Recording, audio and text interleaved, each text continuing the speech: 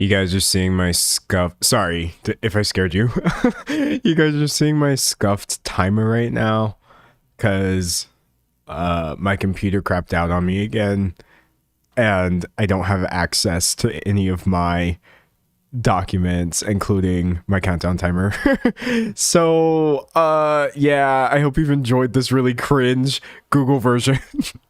It's so stupid. Sorry for the jump scare though. I feel like I definitely should have given you like a warning or an indicator. I haven't been sitting here the entire time monitoring you, I promise. I literally swear. I was doing stuff. I was like, oh, I gotta go get my water actually.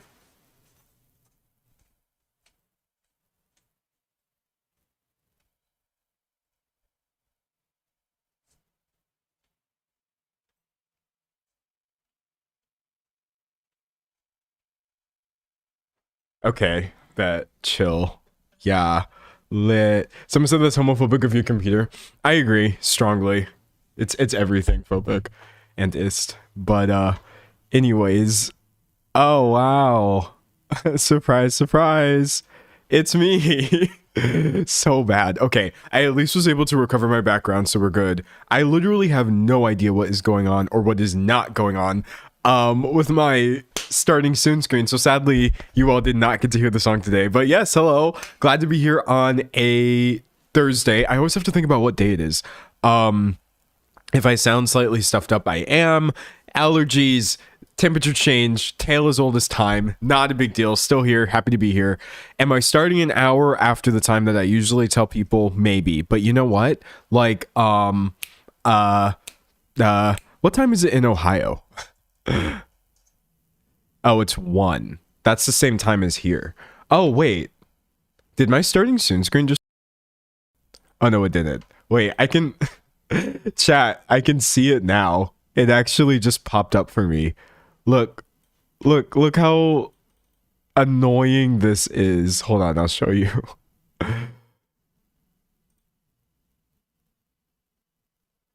Now it's there. So if it had just loaded like 5 minutes earlier, I could have actually used it. But anyways, that's okay.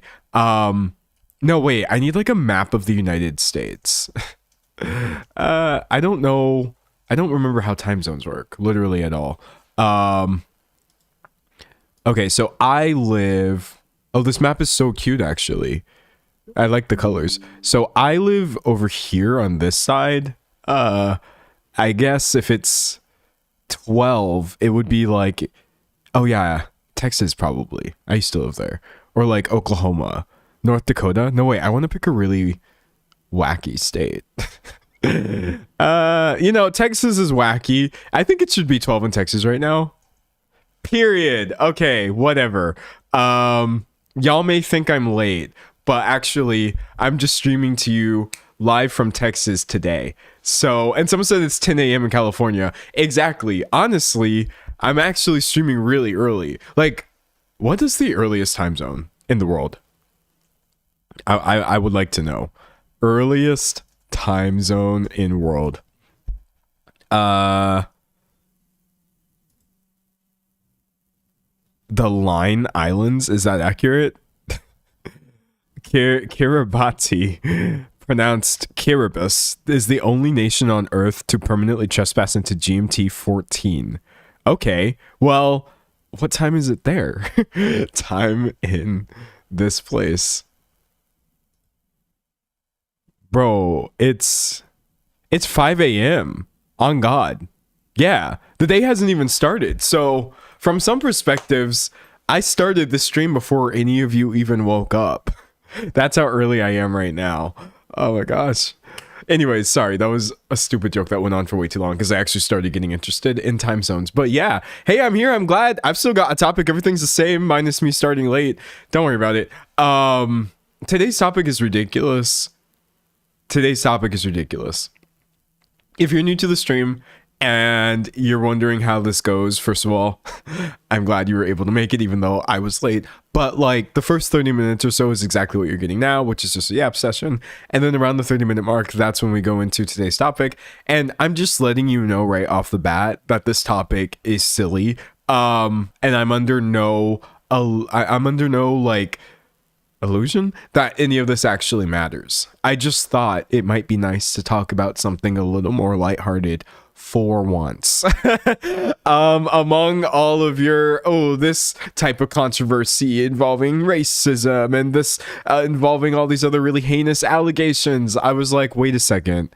What if I just talked about a couple people on TikTok beefing with each other that made like waves in the cake talk community? So yeah, chat, I am not burned out per se, because honestly, if something dramatic happened that was really serious, I'd probably talk about it on Saturday, but I found myself getting slightly burned out of topics that actually matter, and I'm proud to present something goofy today. So there we go. That was my solution, honestly. Someone said it sounds so chronically online. I mean, one could definitely say that about all of my topics, but this for sure is a level of online that is beyond the beyond. I don't want to say like this story because it's still ridiculous, but I like this story because it has a plot twist, and simultaneously the plot twist is the easiest thing to predict ever. As you go through this, I want you to guess and see like, oh, what do you think is going to happen in the scenario? People just really never change, but it's fantastic. It's great. Someone said cake pop TikTok flies off the tongue very well. It does. It sounds like a tongue twister. Say that 5 times fast. I won't.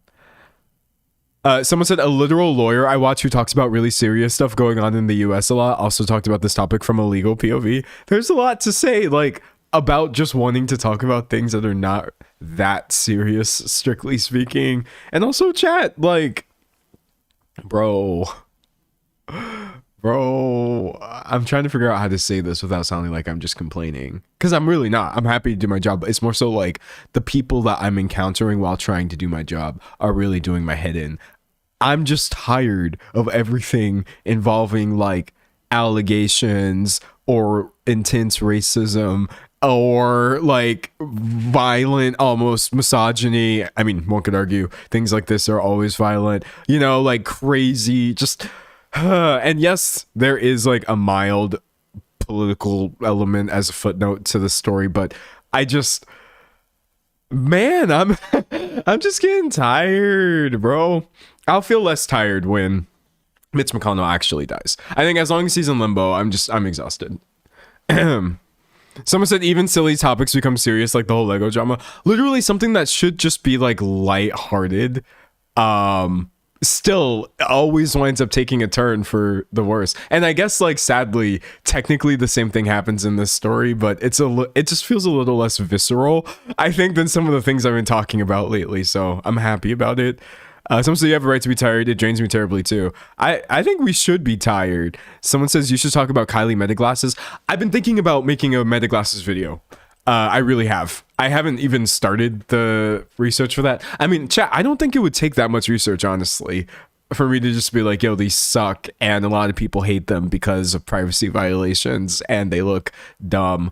Why are we doing this? But obviously I can try to whip up more of a thesis than that. But yeah, I think I saw like my 4th or 5th Meta AI glasses related headline, and I was like, bro, I want to talk about this on stream at one point, but I'm not there yet because I haven't started formulating that idea.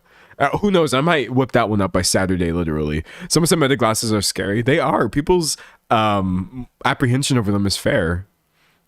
Someone said Meta glasses are genuinely so sick and twisted. Yeah, that's a completely fair reaction, and I agree. Like, why? I understand it's already been normalized that we're recording literally everything, but why be so brazen about it?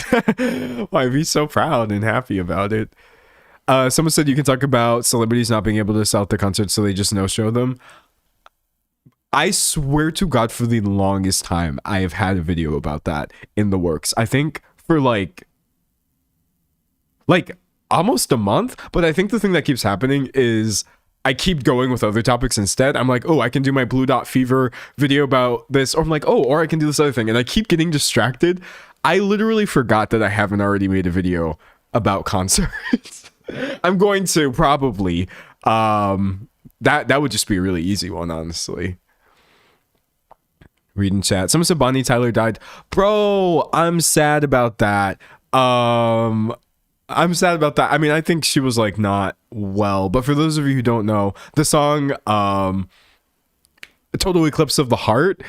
God, such a good song. She also has one other track that's really popular. I forget, Hero, whichever one it is. Anyways, yeah, unfortunately, pop singer phenomenon Bonnie Tyler passed away in her 70s. And I was just sad about that because I'm just like, man, that song and just her voice was just so iconic, for real. But that's unfortunate. I'm Holding Out for Hero. Yes, that's a great song. Oh, it is what it is. Someone said there's cake pop drama now. I'm scared and curious. I think this is the exact level of nonsensical that is actually fun drama. Does anybody remember when drama used to be fun? Do you remember that? Swear I'm not making things up. I mean, I talk about this all the time, so obviously you've heard me make this complaint, but I remember when most things that people talked about in online commentary spaces was more similar to cake pop drama vibes than like what we're talking about now. But something really shifted in the ether, and now it even feels like you got to find the fun for yourself. Otherwise, just trying to follow seemingly low stakes online controversy is still going to lead you down some really dark paths. So I appreciate this. Like, I honestly really hope people enjoy this topic as much as I did, because I was like, this is really some classic internet drama vibes where like literally these people they could have happened or not happened and it doesn't matter. Someone said I miss beauty YouTube drama again, and that times are just different, really, for sure. Yeah, low key, trying to explain to people the chokehold that beauty YouTube drama had on the entire platform, I will never be able to do it. You can go find videos about it, not mine, sadly, because I wound up having to delete them.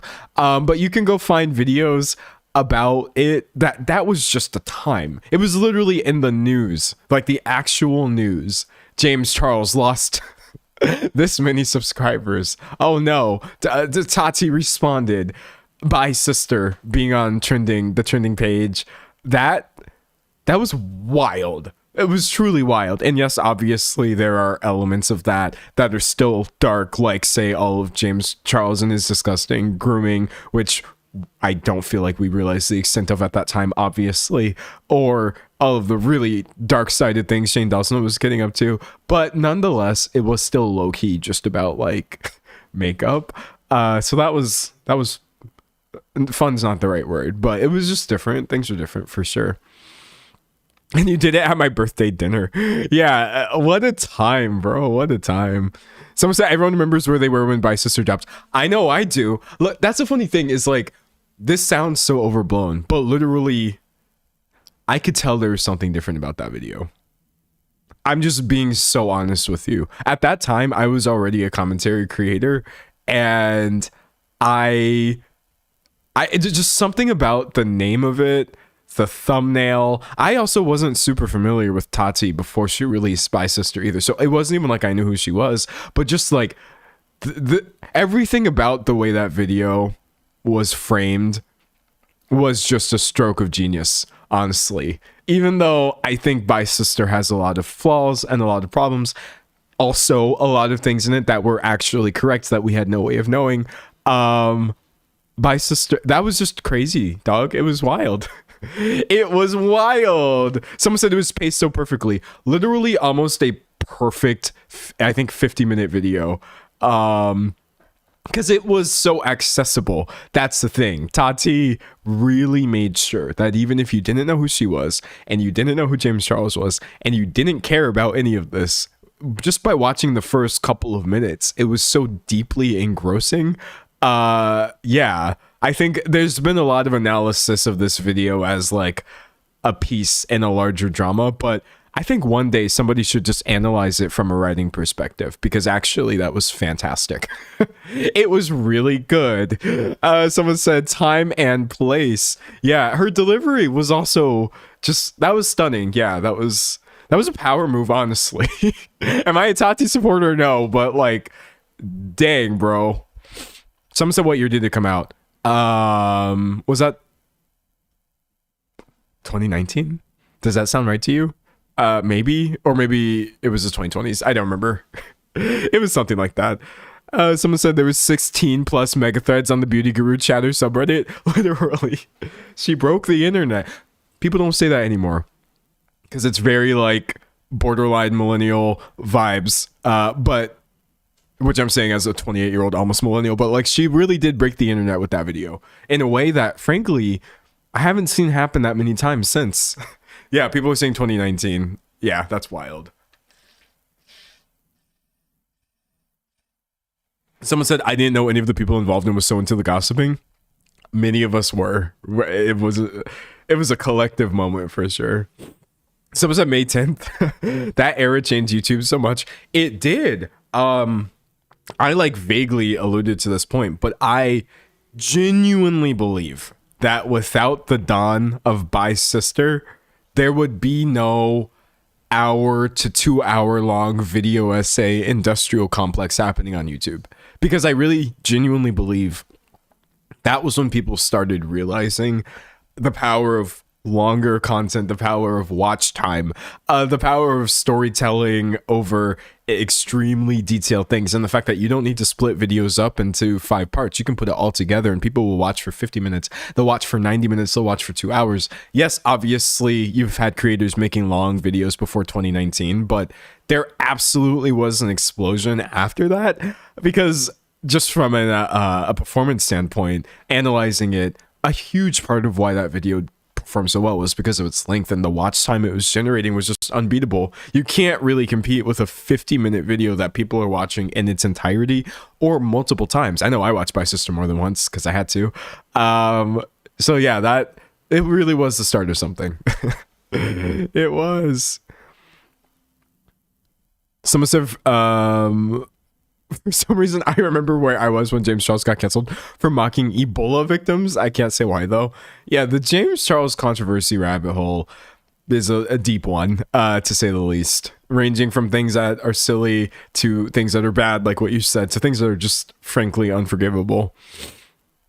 Someone said, were we into the topic yet? Not yet, but in approximately 8 minutes and 45 seconds we will be. So sit tight. Don't you even sweat it. Someone said, don't forget Tati's sickening face card. Well, yeah, it was everything. It was the blue. It was the background. It was the face beat to the gods. Honestly, all of these things do matter when you're a content creator. You gotta arrange the image. And she arranged the hell out of that image for sure. Someone said, then you have Colleen's toxic gossip train. That was probably the biggest moment after Bisister. That was just, everybody watched this. Everybody knows about the ukulele apology. I almost wouldn't believe someone if they like don't know what ukulele apology is referencing. If you don't, that's fine. But yeah, that was the next one. Oh man. Someone says nobody does the ukulele anymore. Hopefully not in any apology context. I mean, hey, justice for the ukulele. That's still a good instrument. Holds a lot of cultural value in many places, but maybe don't use it for twee apologies on YouTube. Someone said Colleen's was the exact opposite of Bisister. Yeah, that was popular for all of the wrong reasons. Mostly just like utter shock and disbelief. There's no way someone has done this. There's literally no. That's what I thought when I saw the video. I forget what she called it. It wasn't called the Toxic Gossip Train, but I remember that thumbnail. And she has the ukulele. For those of you who don't know, I'm talking about Colleen Ballinger. She has the ukulele in the thumbnail, right? And I remember someone had sent this to me, and they're like, the ukulele apology. And I was just like, there's no way. You have to be wrong. But that person wasn't wrong. And yes, it actually was a ukulele apology video. Someone said, I've never seen either video and I still know all about them. And truly, you've missed nothing. You don't even need to watch the originals. They're frankly wastes of time, especially the apology. But they're still fun to have as like cultural reference points. It's great. Someone said, don't let her take the ukulele from you. Exactly. Yeah, everyone should learn ukulele. It's a beautiful instrument. Actually, like, I feel like the thing about ukulele that's underrated is it gets played in the same few styles commonly, but there are so many different things you can do with it. You can do really complex things. You can make darker sounding music. It's not the easiest to make darker sounding music when it has such a bright sound. excuse me, but you still absolutely can. You also can get like bass ukuleles and other things like that. I don't know. It's just fun. It's a great instrument. I love it. Someone said it's a shame Colleen's apology happened so close to Sienna May's interpretive dance apology. Didn't let it simmer enough and everyone forgot about it. That's true. Right now, if I said interpretive dance apology video, I don't think most people would know what I'm referring to. Many, yes, but not all. So she's lucky that something else bad happened, really. Someone said, I love the way the ukulele feels when it echoes against your chest. Yeah, there's something about like physically playing an instrument and getting that sort of like tactile feedback that is, it just makes you feel at one with the vibe. I love it, man. Someone said bass banjo also goes crazy. I didn't even know. I mean, it makes sense that there would be one, but it didn't even occur to me that bass banjo is a thing. I mean, banjos in general are just a lit instrument. Listen, I love me a guitar, which I don't know how to play. I don't know how to play any instrument. And I love me a piano and a bass guitar and a drum set. But I want some more of those like underrepresented instruments. I want to put on a top 40 radio song and hear me some banjo. I want to hear like a flute again. Maybe not from Lizzo right now, but you know, vibes like that. When's the last time we had a good clarinet solo in a song? You know, I feel like you would be hard pressed to show me a song that wouldn't be improved by inserting a clarinet solo, is how I feel personally. Someone said watching this at my retail job today. Oh, I hope nobody annoys you, but having worked retail-ish, I worked at a gas station, selling people things. I'm sure they'll try to. I'm sure they'll try to, but hopefully this is a bit of a distraction. Someone said we need a kazoo solo. Straight up. Trombones. I mean, justice for like brass anyway. Where have all the good brass arrangements gone? I understand it's a very loud sound, but it's still a vibe. Someone said the ukulele folksy girl was the millennial era of horse girls. Yeah, I mean, I also think low key, I don't even hate like twee ukulele music. I did at one point because I felt like I was being instructed to by society. But then when I stopped and thought about it, I was like, it's kind of cute to just have like a cute song. Like, I'm trying to think of songs I like. Like, I Know You're Probably Not Home is a song. It's just like a little ukulele track that got flipped, I think, by Vague 002 at one point. That Deathbed for Your Head song, I think, if I'm not mistaken, did they take like a Cave Town song and like pitch that one up? Anyways, I've had like a justice for ukulele moment in my head recently where I'm trying to unpack and acknowledge that it's okay if songs have that. Joji has a good ukulele track. I think World Star Money is ukulele as well. I'm Yours by Jason Mraz. That's a sweet song. Has it been overplayed? Perhaps. But don't let overplaying stop you, you know, from enjoying what you enjoy. Read in chat. Sometimes I used to take my ukulele to school for fun. This was pre-2020. I was corny as hell. Do you know what I used to do for fun? Like actually. Also, I'm not even the only YouTuber who's told this story. I'm pretty sure like Moist Critical probably has a version of this video online in this exact same verbiage, but I'm not ripping him off. This is my lived experience. I used to do card tricks unprompted for fun. I used to just I had multiple decks of cards actually, and I was pretty good at sleight of hand. Or I'm sure everyone who does card tricks thinks that they're good at sleight of hand, but I kind of was as a teenager. And so I used to be like, oh, do you want to see a card trick? And I'd be like, okay, pick one. I was that guy. I was really that guy. And I do think it was cringe. Now, granted, like, it's because no one can actually ever tell you if they're not impressed, right? If I do a card trick and it was actually really mid, no one's going to say, I've seen better. Everyone has to stop and be like, wow.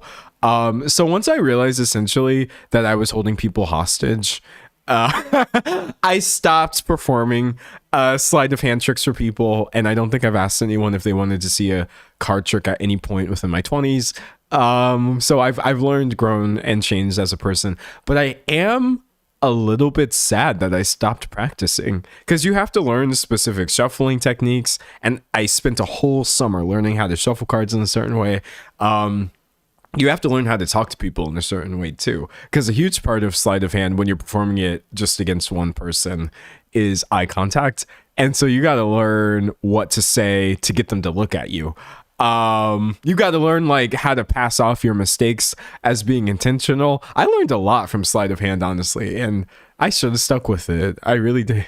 I really should have. So will you do a card trick for us? I would have to do a lot of practice to get to a point where I could do even one of the tricks I was good at as a teenager. But you know what? Maybe I will. Maybe I will. Sometimes I always fall for those tricks. I can never figure them out. They can be so fun. You know what I mean? When your brain is just like, how? Make it make sense. Someone said you could probably work in a casino. I think I could, because like I, for whatever reason, am kind of good at like talking to people. And I feel like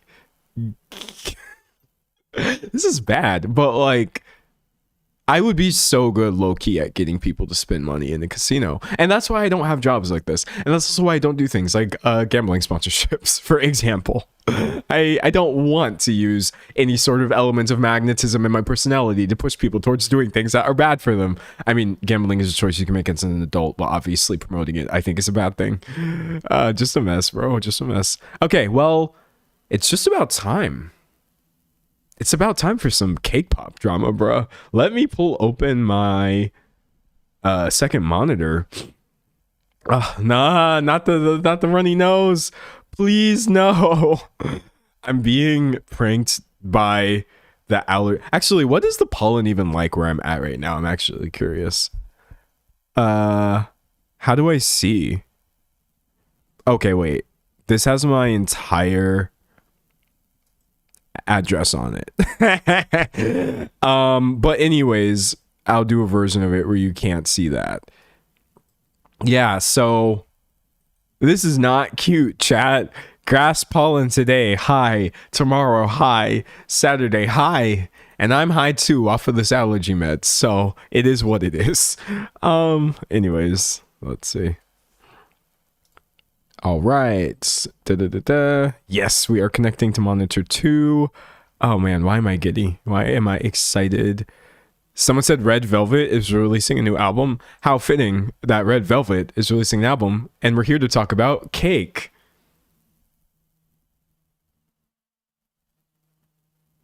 I'm so sorry. I'm sorry to my mother, to my entire family. I'm sorry to God, Jesus, and all of his disciples, but mostly I'm just sorry to myself. Anyways, let's see. TikTok. Someone said ever since the orange man got his hands on TikTok, I jumped ship. Fair. Yeah, looking into TikTok and the Oracle and the Ellison of it all is not cute. Anyways, everyone say hi. Everyone say hello right now.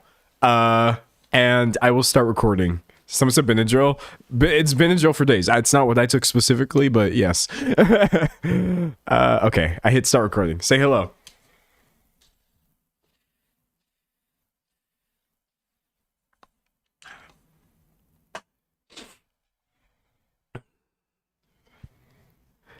Hey, you. Yeah, you. Can I interest you in some low stakes drama? Would you like to know everything about a situation that doesn't matter at all? Because if so, have I got the controversy for you?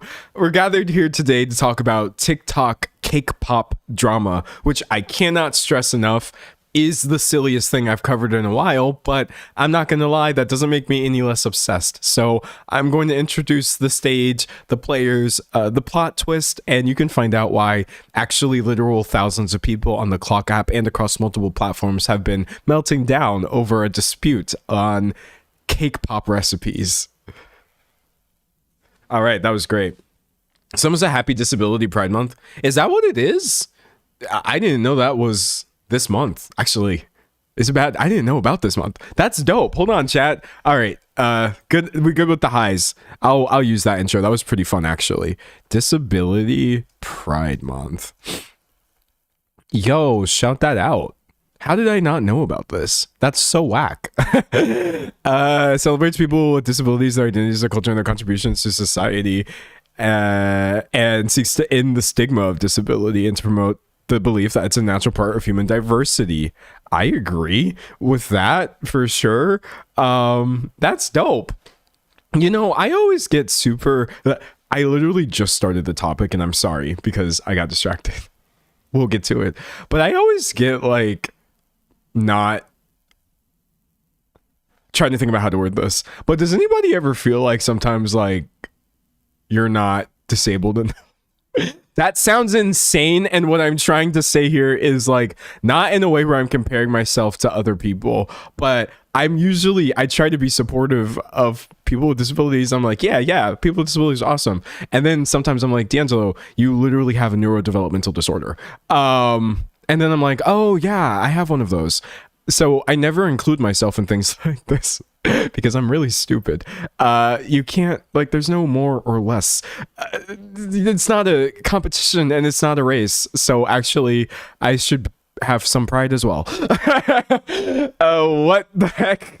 What the helly, bro? Someone said it took me forever to realize I've always been disabled. Yeah, I gotta stop because on God, it's goofy behavior.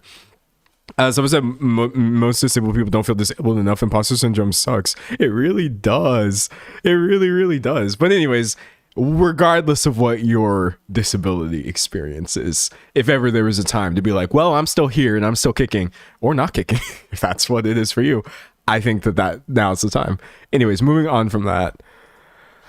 Someone said it's the way society wants to make you feel selfish when your disability is invisible. Yeah. I mean, by the way, it's also not better when your disability is visible. I do want to make that clear. Because, like, I just wouldn't wish any of this on nobody. Because society is backwards about all of it. If society was accommodating, it wouldn't even be problematic for me on a daily basis to try to reason about myself as a person dealing with these things. But alas. So goofy.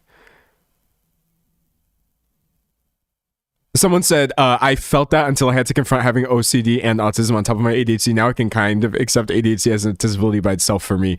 That's where I'm trying to get to the stage of like, kind of. All right, anyways. Let's go. So, what is... Okay, hold on. That's a little easier to see. What is the stage? One of TikTok's many niche communities. Of course, I'm moving this out of the way. You've got yourself some sustainability talk, money talk, mental health talk, obviously book talk, spirituality talk, and I'm excited today to dive into cake talk, which I didn't realize before this has actually had its fair share of drama. You can literally just Google cake talk drama and fall into a rabbit hole that'll take you straight to Neverland.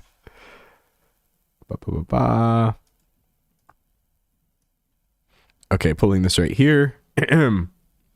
And Cake Talk is low-key flourishing. I mean, there's like hella posts about this. Actually, it's funny because the one right here is what we're getting into today.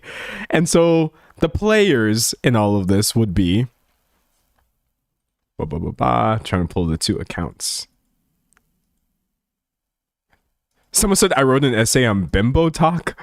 I don't even know what that means or if I should have said that out loud. But as you can see, there's a community for everything. Put that in the video. Open link. Anyways, now I'll introduce the players. We have Cake by Katie, who, as you see, has over 750,000 followers currently. There's been a lot of follower fluctuation as a part of the story, but just know that this was the bigger account in this whole saga. And then pulling this right here. And we have Sweet Treats by Ashley, who, as you see, almost has the same follow count, but that's actually because people were following her to support. I think at the beginning of this, she really only had about 20,000. So pretty big discrepancy there. Okay. So I'm going to pull this right here. One thing that's interesting about this is because it's been cooking, or should I say baking, since we're doing cake here. I can actually tell this in chronological order, even though it unfolded in a sort of twisted way. Before anything was made public, there was a series of DMs between Katie and Ashley, which I will show you now. So, moving this out of the way, Cake by Katie reaches out to Ashley and says, I'm sorry, what the F? You posted my entire Fruity Pebbles recipe. Fruity Pebbles, of course, being the popular cereal, and Katie's referring to a Fruity Pebbles cake pop recipe that is in one of her cookbooks. You'll be hearing from my lawyer. I have a copyright on the first page of my recipe book. And after some back and forth, Ashley explains, like, I didn't do that. Katie, I did not post your recipe, actually. I just started my Cake Pop cart 2 weeks ago. The majority of my followers are because of my past content. I just started posting content trying to get my business seen. I in no way wanted to steal from another creator, especially one I idolize. And as soon as I saw your message, I took down the video. Katie says, stop lying. You posted my exact recipe. Please don't contact me again. You'll be hearing from my lawyer. We really are speed running the lawsuit threats with this one, but yeah, they came before anything even happened publicly. And Ashley said, I don't have your recipe. I never bought your cookbook. I don't know if you can see who purchased it, but I never did. I only saw the recipe you posted with the cake mixes you used on your TikTok.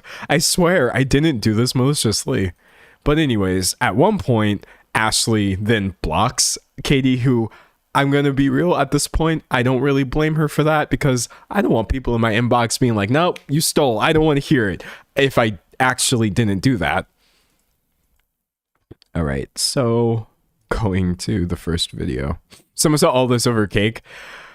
Serious business, man. And you know, one thing I don't want to do, honestly, is minimize people's hobbies and businesses, because it is kind of easy to be like, all this over cake, but like, these are entrepreneurs and their entire life is literally cake, not a piece of cake, right? It's not easy to run a business. So I guess if I like turn the page upside down and squint super hard, maybe I could understand being protective, but not to this level.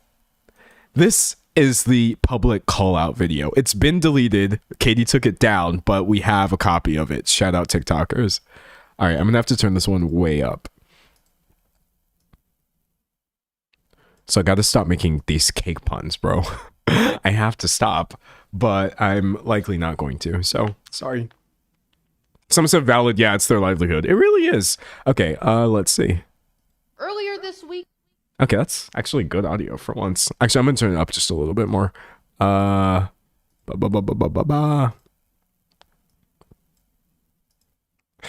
right, take it away, Katie. Friends, we need to talk. Earlier this weekend, I found out that one of my copyrighted recipes was posted in full on here for 77,000 people to see. That's how many people viewed it. But the thing here is that my online virtual recipe book does have a copyright on it. So when someone has a copyright, you cannot take and distribute the work within that book. Unfortunately, this happens to me very, very frequently, and more.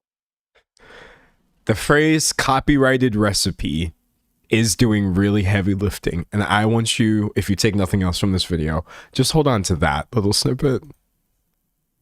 More unfortunately, with bakers, you wouldn't believe on Reddit, on TikTok, they're taking, and when I say taking my recipes, I don't mean they're like making what they see me making in the video. They're taking my full recipe from the book, putting it in the comments, in the video, on Reddit, on Facebook, and that's just not okay. So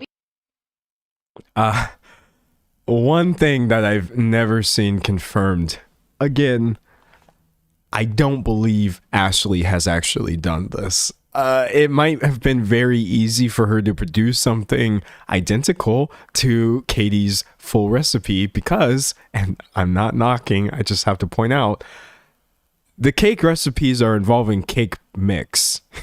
I don't know if you see all these boxes of pre-packaged store-bought cake mix. So this wasn't even a case of like Ashley secretly having access to, oh, you got to use this many eggs and you have to use this specific kind of flour. She literally just said, use a box of cake mix, exactly like Katie's recipe said as well. I'm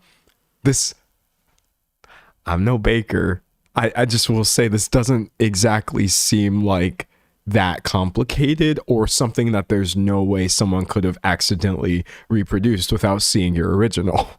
Moving on. Because of this, I have an attorney. I let everybody know the same thing. You have 24 hours to take the video down. I hadn't heard anything. I did make an Instagram story just saying, hey friends, don't do this. I was trying to get this creator's attention. I wasn't getting a response. Once I got a response from her, I took the video down. Now, as most of you know, I give about 1 to 2 recipes for free away on TikTok, Facebook, Instagram a week. I also have recipes for sale. I give out all of my tips, tricks, knowledge. I really don't hold anything back. One thing I take very, very, very seriously is what I have created myself, and that's my recipes. Now, this person reached out to me and let me know that they actually had never bought a copy of my recipe book. I didn't get any information after that, an email, a name. I was blocked, so I wasn't able to confirm anything. But thankfully, the video was taken down. We're obviously not going to pursue. Sometimes I message. That's good, at least. There's no lawsuit threat still happening. Katie acknowledges, okay, well, at least my recipe is no longer on your page. So if you're wondering why there's still video left after this point, oh, buddy. People, and I'm like, hey, take that down. They are not nice. They are not cool. They are not friendly. And then we have a different situation. I just want to let you all know so there's not any kind of confusion. From the bottom of my heart, I show up here every single day and teach you guys how to make cake pops. I give you my whole self every single day. But what I cannot get behind is someone taking something they purchased from me and then putting it online for everyone else to see. Now, the crazy part is Katie's about to admit that she doesn't actually know if Ashley did this, which I think kind of really throws a wrench in. Why would you ever make a video like this so confidently? oh, did that actually happen here? I'm not sure. Ashley, I would love to have a conversation with you. But at the end of the day, this is my livelihood. So if some Bro, that's crazy. That's wild. I think that's the first point where I had a really strong reaction, realizing essentially you have no idea how she got her hands on this, but you have threatened her, you have blasted her to your 700,000 followers at this point, knowing that it's possible she didn't even do anything. That is just is whack, dude. something like that is threatened, like my copyright being violated, I do have to follow up on it. Now, am I going to sue somebody for following one of my videos? Absolutely not. Am I going to pursue somebody who's taking the written words from my book and putting it online?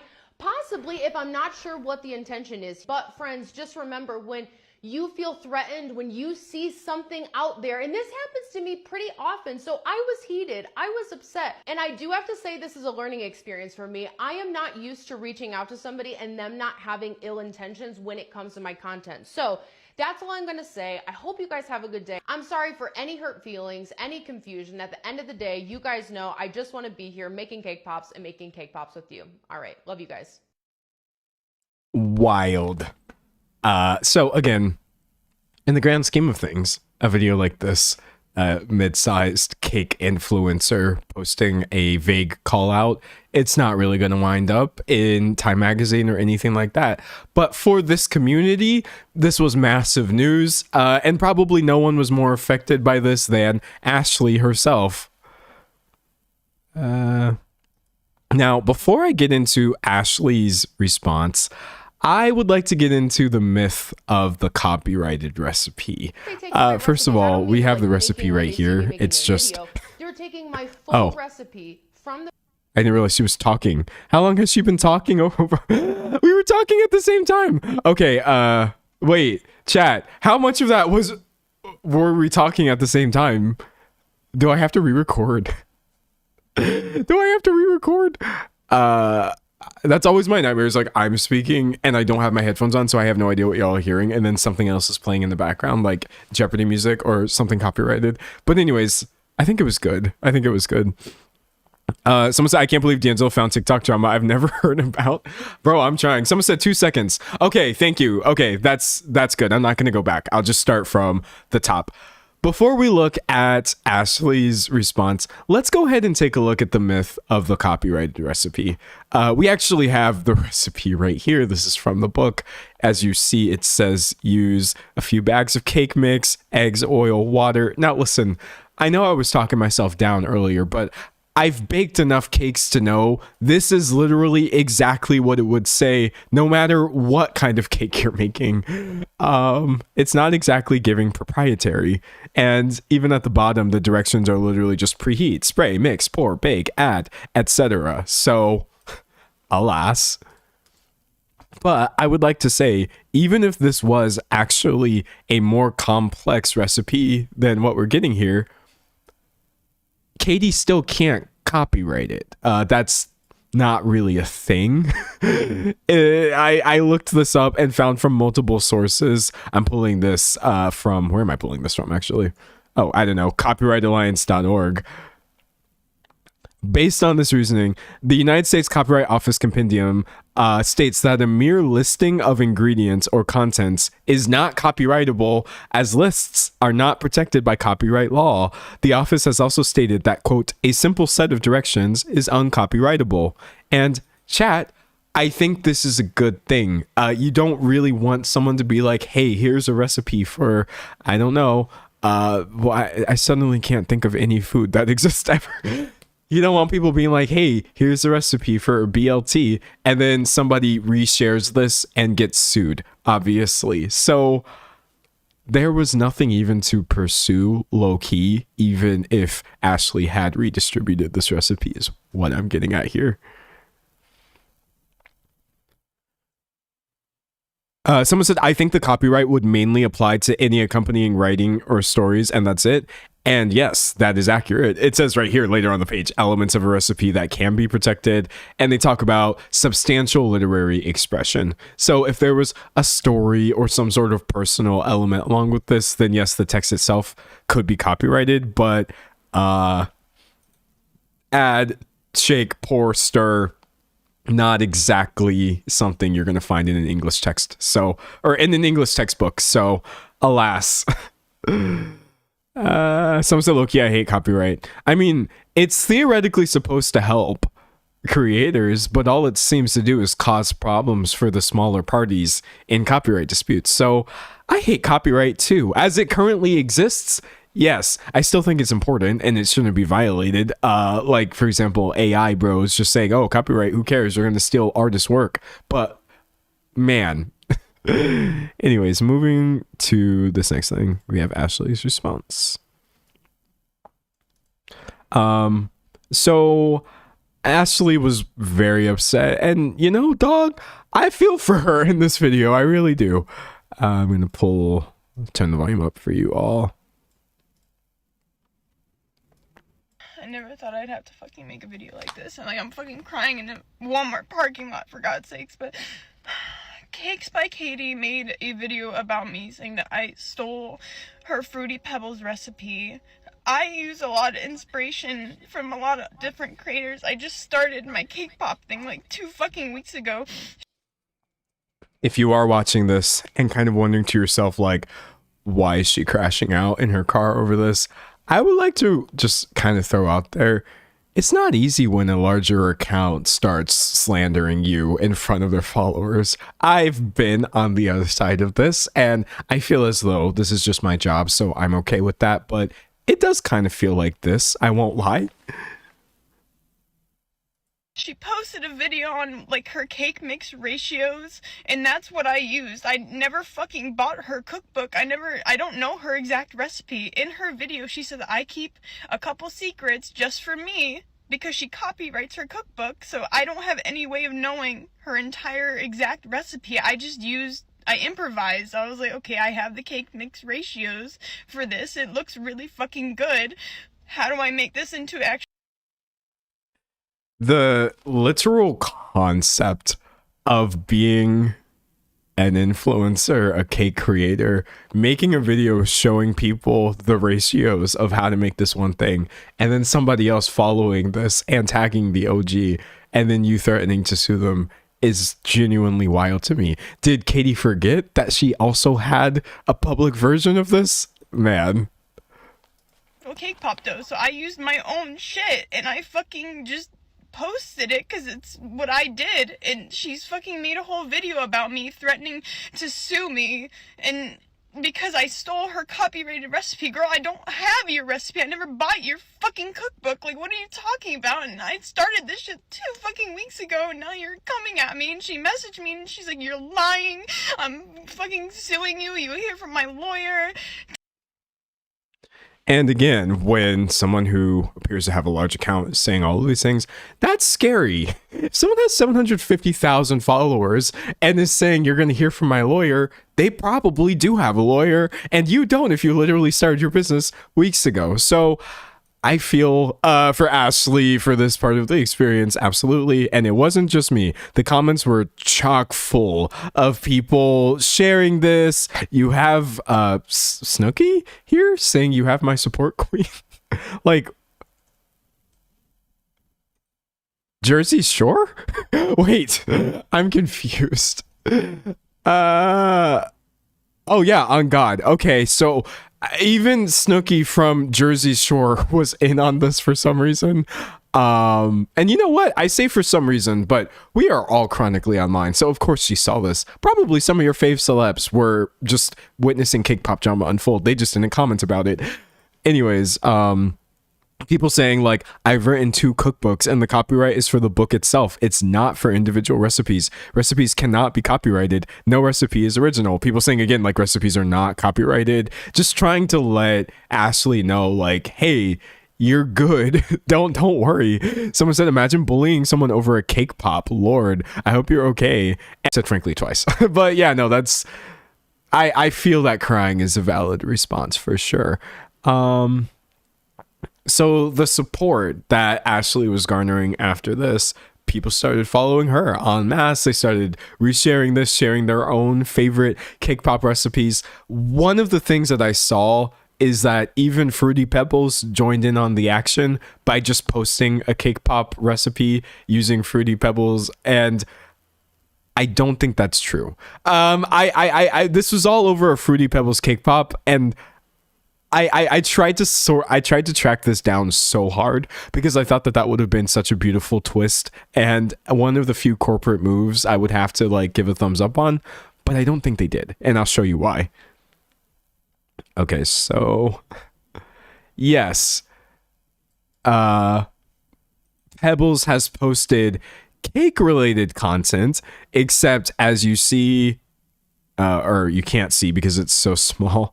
This was a few days before any of this went down, which still didn't stop people in the comments for being like, which didn't stop people in the comments from being like, oh my gosh, this is a response. Chat, that wasn't a response. And then, let's see. It was the pop one. Someone said that would have been so funny. Literally, they had the opportunity to do, oh, my bad. They had the opportunity to do the funniest thing ever. I agree. They posted a yogurt pop thing, but this was even, it predates the cake one even further. You do still have people in the comments thinking it was this. Someone right here said, these are yogurt pops, not cake pops. I think everyone's running with their own narrative, but hey, go ahead. And someone said, that's why I'm confused. I can't find the Fruity Pebbles cake pop recipe post. And then someone points out, they posted it on their website, is what I saw being passed around a lot. So I went and took a look at that. Cake pop recipes. And yes, a Fruity Pebbles cereal cake pop recipe exists on the Fruity Pebbles website. However, if you just do a basic search, let's see. How do you like pull open the, okay, great. I'm just gonna like Control F for published. This is kind of cringe and nerdy, but you can sort of check and see this was actually posted a couple years ago, back in 2024. So no, Fruity Pebbles didn't respond, even though that would have been funny. The Greensboro Police Department did for some reason. I don't know. That popped up while I was searching. Gonna pull that. And that should show you how this was literally just blowing up all over the internet, including Facebook. Ashley had some ride or dies on Facebook, but yeah, I have no idea why they thought it was cute a couple days ago to post. Did you know that if you have some Fruity Pebbles, a box of vanilla cake, a box of vanilla cake mix, etc., you can have some delicious cake pops for the 4th of July weekend? And I'm like, who running the Statesboro Police Department Facebook page thought that that was a necessary post? But anyways, hopefully this illustrates, like, people were talking about this. I swear, I haven't made this up. I have not hallucinated it. Wait, someone said Greensboro. Oh wait, did I say Greensboro? Because I meant Statesboro. Sorry. My bad. God, I'm gonna go back and insert an editing blip if I said that wrong. It was the Statesboro Police Department, not the Greensboro Police Department, or whichever one I said. It doesn't matter because all cops are bad. Let's see. Someone said the Statesboro Police Department needs to be audited. All police departments need to be audited. Moving on from this. Okay, so it wasn't just people joking about it, though. Obviously, there were repercussions for this, and Katie, the bully in this case, she wound up getting dropped from one of the brands that was collaborating with her. Daisy Makes Innovations said, "At Daisy Makes, we believe kindness matters. We do not condone bullying, personal attacks, or unkind behavior towards anyone. While we cannot control what people choose to say or do on the internet, we can control who we choose to build meaningful collaborations with. We will always stand behind the values of treating others with respect, grace, and professionalism." And I think that that's a fair reaction. I wouldn't want somebody like this repping me either. So amid the getting dropped by your sponsor and the people making fun of this, Katie released an apology video on her TikTok.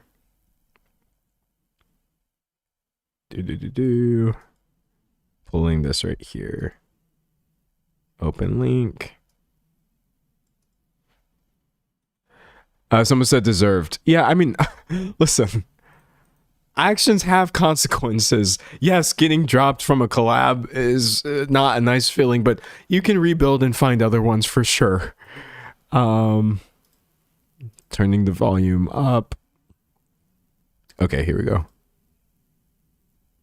Yesterday, I really fucked up and I'm not proud of how I handled the situation. To quickly tell you what happened, I saw a cake pop recipe written within a TikTok caption. I thought it came from my recipe book because I was tagged, and I handled the situation poorly. The legal advice I received in the past said this was wrong because I had a copyright on the book, but you guys quickly informed me, and now I know that that's not the case. A recipe book is copyrighted as a whole, not on individual recipes. I'm glad that she was able to learn and grow as a person and find out that actually, no, recipes are not copyrighted in the traditional sense. Also, if you're a video viewer and you're wondering why I've been wearing my headphones, one headphone on, one off, it's because I recently got something called a conch piercing. You can kind of see it right here. One day I'm going to put a ring there and it's going to look super cool. But until that happens, my ear hurty really bad. So bear with me.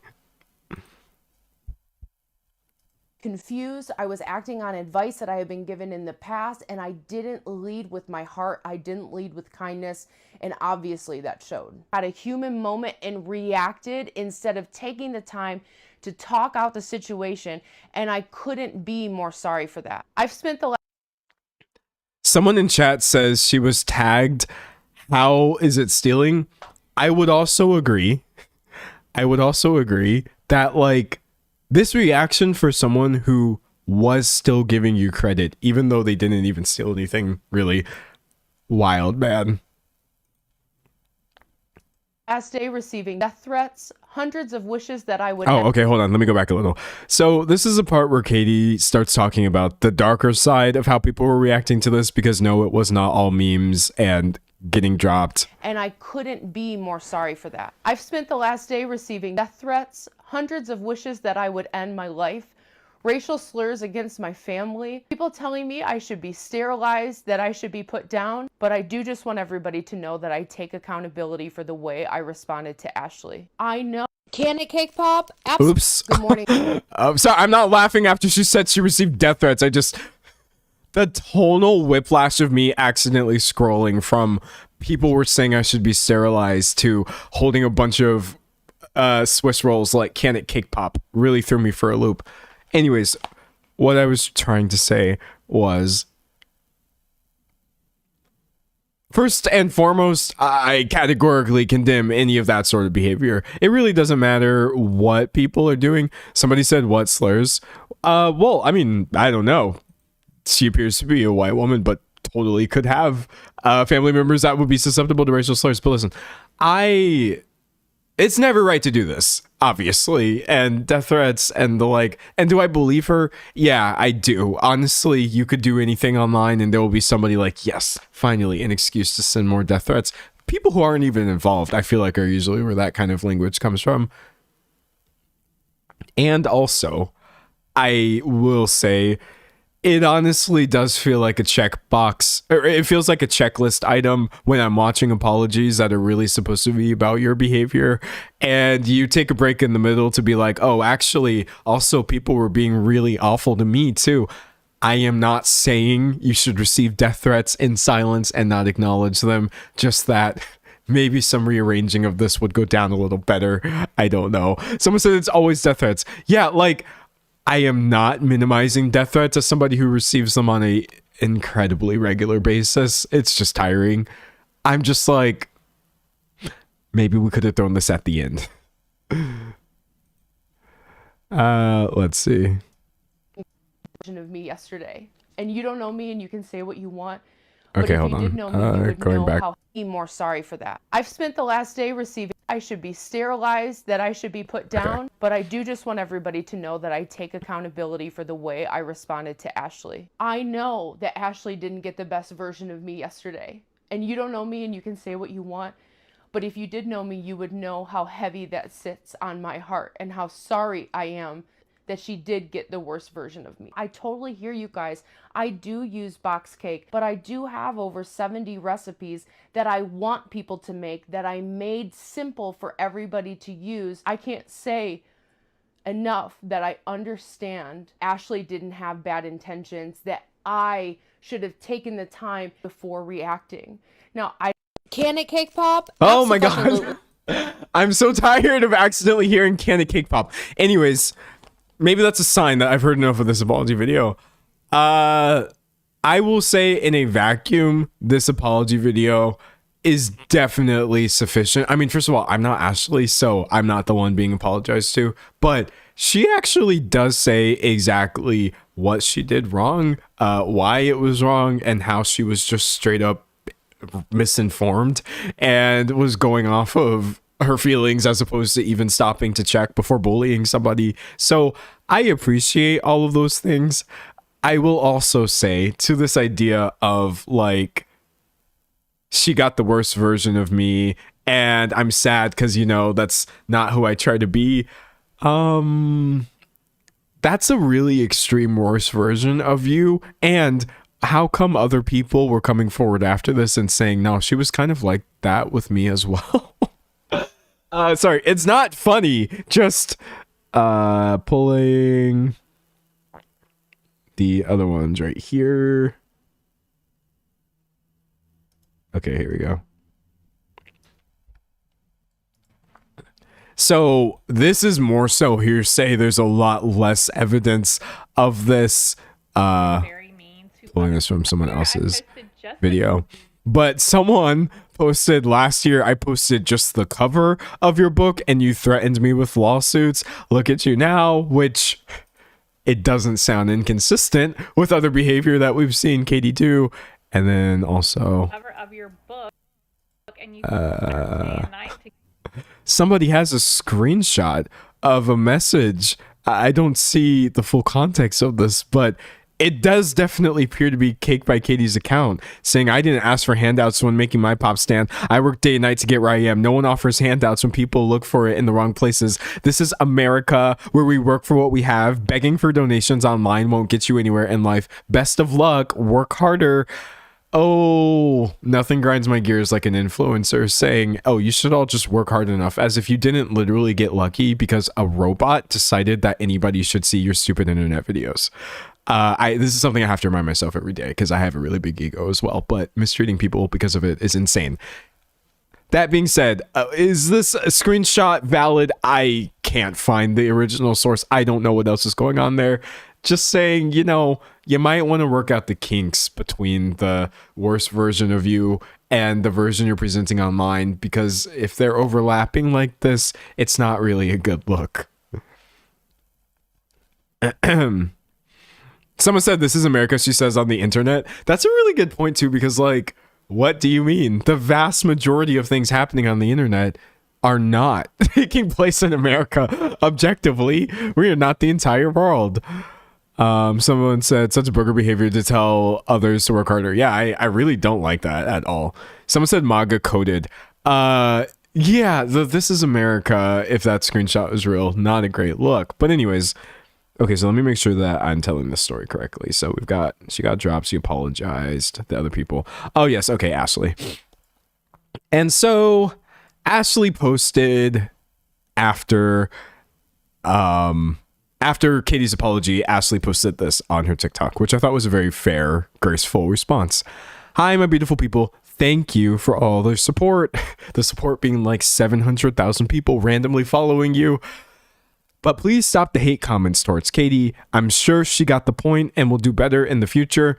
And I agree with that. Yes, Katie messed up, but I don't think that means she needs to receive hate comments. If you want to bring it up and make fun of it, as I did several points in that video, you're free to, but hate is crazy, y'all. Come on. I don't want anyone to ever feel the way I felt when this all started. I don't condone the bullying or attacking of anyone. That's why I made my video in the first place, so I would stop receiving hate comments from her followers. I just want to move on from the whole situation, and I hope people will be kinder and supportive of one another going forward. I see your messages, and know I am grateful for the love, but please stop the hate.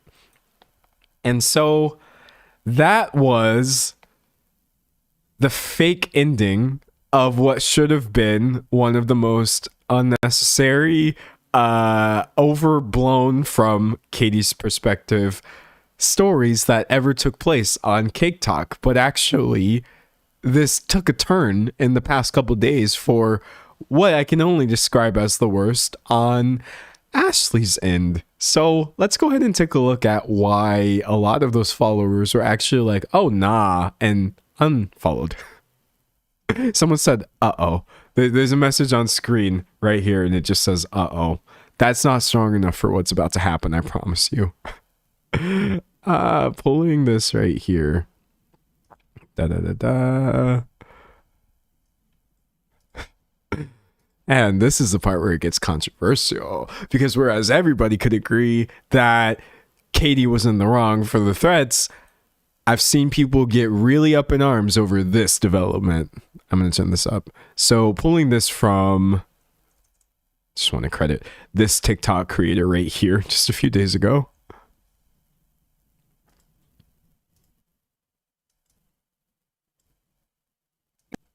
Before you guys start throwing your support to Sweet Treats by Ashley, just know that she votes against your rights, more than likely, because...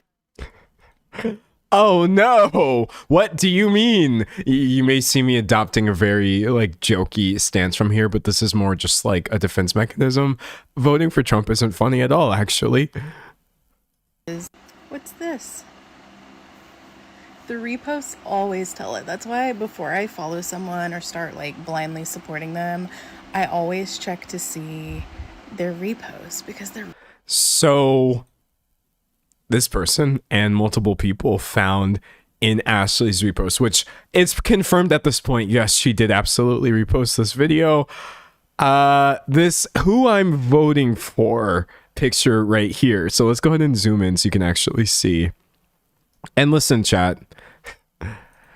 I have accidentally liked anti-vax images on Instagram. I've accidentally followed like literally conservative influencers, and I have, this one sounds super crazy. I literally left a heart comment on a hate post, because on TikTok, it literally has like little auto comments that you can press. And I was in the comment section just trying to read, and I accidentally hit the heart button, and it posted on my actual TikTok, my verified real TikTok account, that I loved this hate speech or whatever. So a repost alone, I would not use as proof that somebody voted for Trump. I feel like finding this in someone's account, it's a great time to start asking some questions, but apps are terrible. I hate the way that they're designed, and it's way too easy to do things like this. Someone said it's easy to accidentally repost. It is incredibly easy to accidentally repost something. I do it all the time, and I hate it. Scrolling forward. But yes, you can see right here, zooming in, it was reposted by Sweet Treats by Ashley. So, oh, buddy. We got a series of responses from this, most of which have been deleted on Ashley's end, but it's painting kind of a bad picture. I guess we can start by looking at what she said. And then we're going to take a look at the video itself, because, man, I was actually trying to be on her side. Pulling this right here. All right, long post incoming. I did not. Whoa, it's gone. Magic. I did not vote for Trump, she says in no uncertain terms in a now deleted TikTok post. The only reason I did not come out and say it forthright is because I was advised by my family and friends to not do so. I didn't want to make my page political or give anyone a reason to call me a liar or get hate from another side. I do not support him. So this is a part where I thought she was going to say, I accidentally reposted a terrible TikTok that doesn't reflect my views now or at the time. But she actually said, I can't speak on my repost from 2 years ago as I don't know where my mindset was that day, but I can speak that my views did change very quickly and I did not vote for him, which...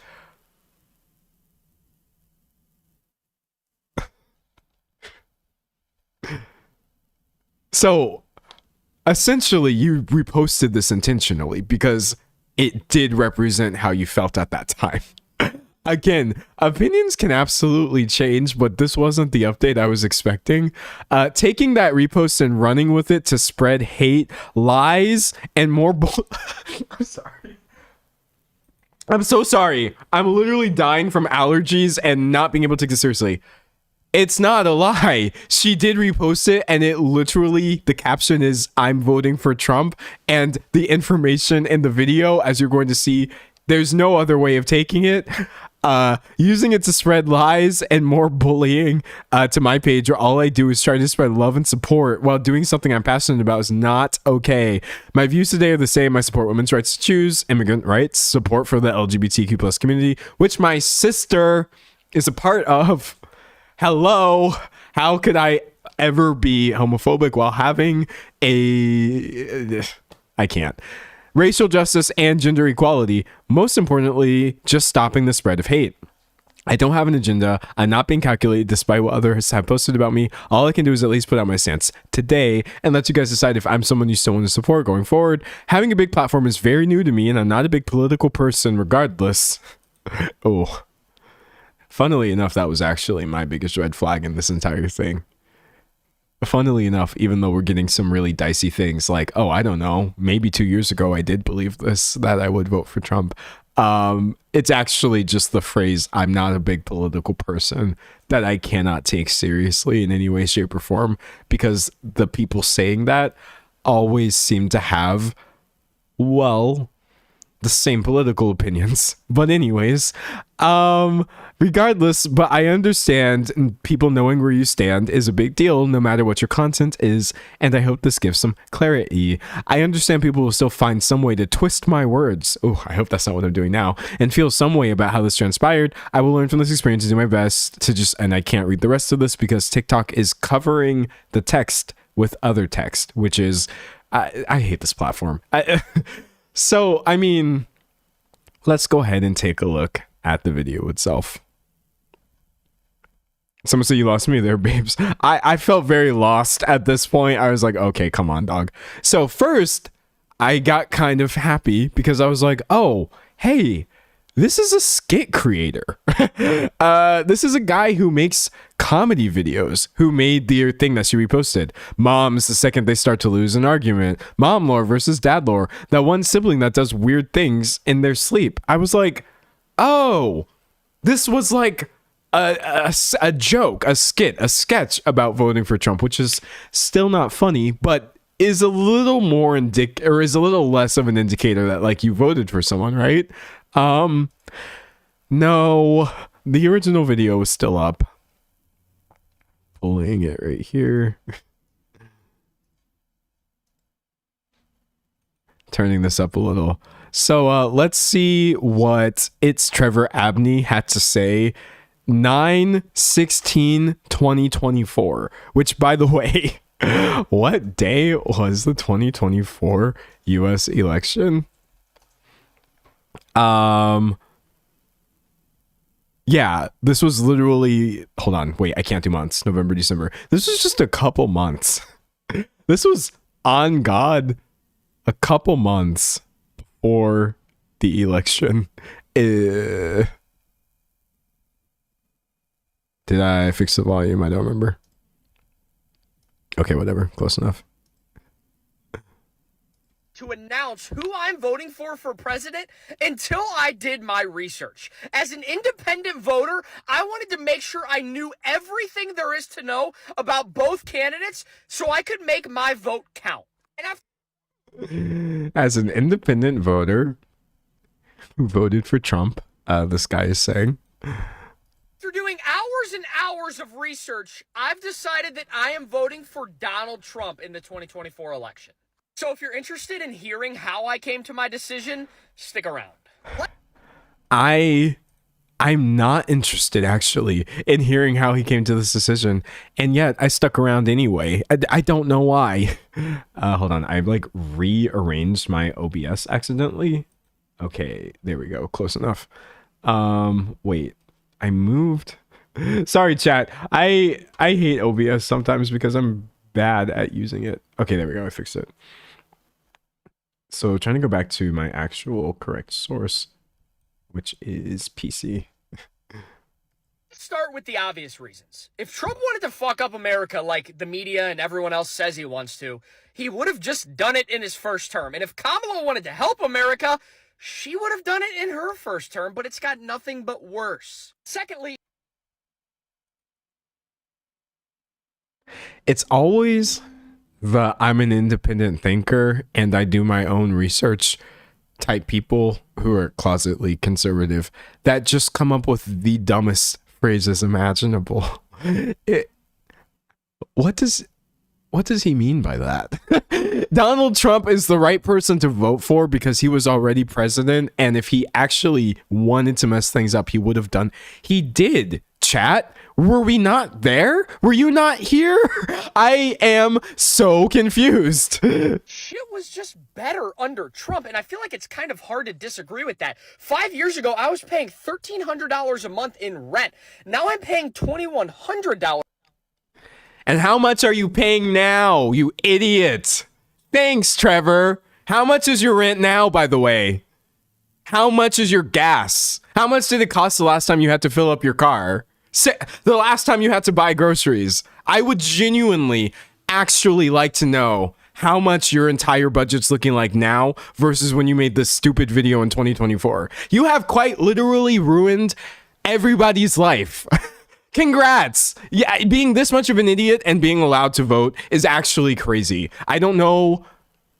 I don't have a follow-up or some sort of answer to that. I'm just like, I can't believe it is people like this that is the reason that we are in the predicament that we're in right now.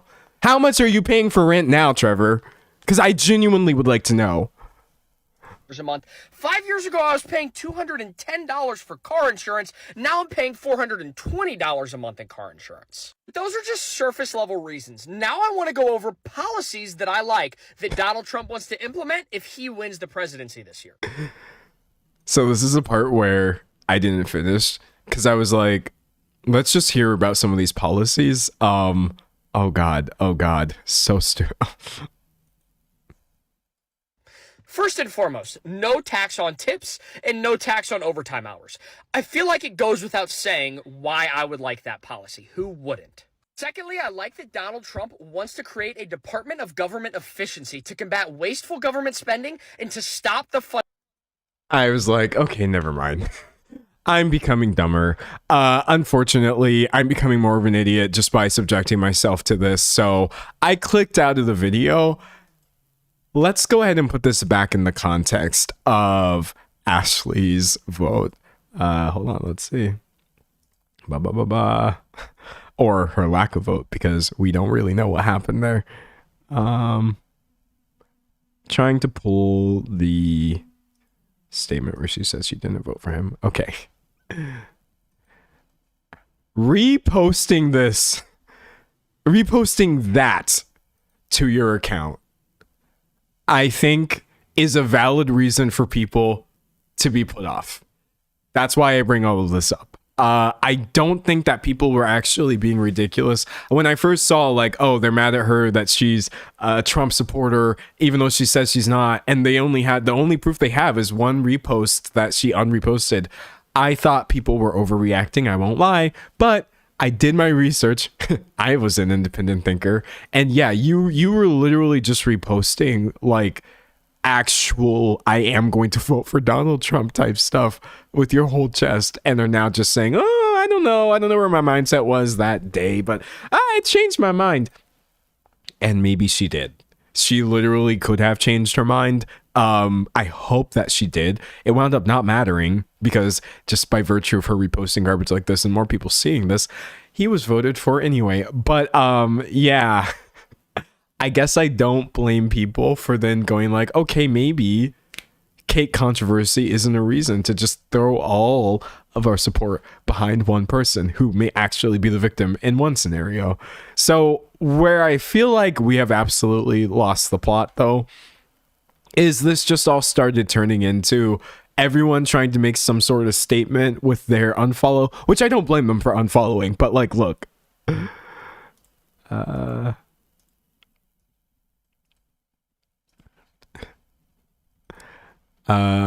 let's see. I'll just boost the volume up on this a little. The TikTok cake pop drama just got worse because now people are mass unfollowing Sweet Treats by Ashley after seeing the videos that she reposted. It was a single video. I love how things on TikTok can just turn from, oh, someone reposted one video to they reposted multiple videos. And next week they'll be like, we saw her at a Trump rally. But anyways, yes, people were mass unfollowing her. But then some people were following her because they thought she was a Trump supporter. I don't know what I'm gonna do, and I probably shouldn't do it. I quite literally saw multiple unironic posts of people being like, I'm on my way to follow Sweet Treats by Ashley after hearing that the left is trying to cancel her for supporting Trump. If that's how you want to look at that, that's fine, I guess. What I saw, as opposed to this extreme reaction, was just also a lot of people in the middle just saying things like, oh my God, well, how does it matter? How does it matter? I don't think that like her politics have anything to do with her cake, and why do people always make it about this? And I'm just like, well, okay, I could break it down for you if you want. What's that one ingredient that you... What's that one thing that you got to do? No, I feel like such a mean person breaking this down, but like,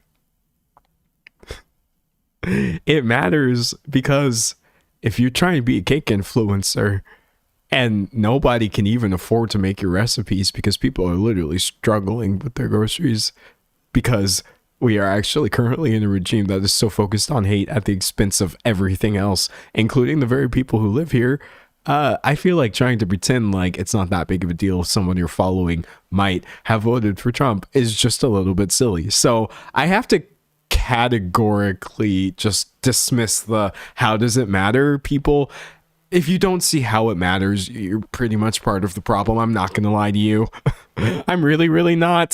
Someone said let them eat cake, influencer. Yeah, no, like that is wild. Are you okay being someone following somebody who has this platform that is like bigger than yours, and they're gaining money from your attention, and they may also have voted basically against your own interests, and you're like, it's fine, how does that matter? Dog, that's wild to me. But yeah, Ashley deleted the post where she said she was not a Trump supporter. And I'm going to be honest, that's also not a good look, buddy. It wasn't a disappearing story. That was an actual post on her account, and then she took it down. So there is currently no statement on what she did, but she afterwards posted this little story. Just to clear things up, I don't support hate of any kind. Excuse me. I believe in kindness, respect, and equal human dignity for everyone. Most certainly basic human rights. That includes people of all races, genders, backgrounds, and beliefs. My page is all about supporting others. Please be kind. A couple things I would like to say. To this person who said that video popped off, which is the only reason I pulled that I'm going to follow her video was because it popped off. And I usually don't just pick small accounts or whatever, but this person posted a follow-up and they tried to act like what they're doing has nothing to do with politics. This is where we're going now. But she doesn't support him, and that's okay too. I'm a Republican, and I follow her because she's a decent person. I don't care who she voted for. And this person's trying to say the same thing, like judge character, don't make assumptions. And people in the comments are like, exactly. This is proving that like not all Trump voters are homophobic, racist, etc. anyway. And I'm just like, okay. You guys can have fun over there. I think I'm just going to move on from this part of it. Moving from here. I don't support hate of any kind. Anyways, looking at my outline to pull this next thing. Oh, yeah. Another thing that people were doing that is utterly ridiculous is they were like, okay, we're going to go back and follow Katie again. The person who said she was gonna sue. I bet you forgot about her. I'm being so for real right now. People were unironically doing this. I saw it. Katie is gaining followers back. This person's making a video like, how is she gaining followers back? This doesn't make any sense. And people in the comments are literally saying, people are unfollowing Ashley for who she voted for and refollowing Katie. Maybe the lesson here should have been, let's not throw our weight behind people we don't know anything about because of isolated glimpses into surface level facets of their personality and life story. You don't actually have to pick a side here. This behavior will always be baffling to me. It's almost like these people could not sleep at night because they have to obviously support someone. So even if it's the person who everyone agreed was like a bully, I guess it's them over the Trump supporter. Maybe don't follow either of these people. I don't know. Anyways, after the whole political monkey wrench was thrown into this, I kind of started thinking about this whole scenario once again. And chat, I'm not going to use this term in the video because people are going to get mad at me. They're actually going to get mad at me, and I don't have enough time to explain what I mean by this, even though I don't feel like I have to. But I'm going to say it right here in the stream, and then I'm going to cut it out like a coward. I thought back about Ashley's original video in the car, and the phrase "white woman tears" came to mind. I'm sorry. Now listen, let me go ahead and back this up a little bit. I'm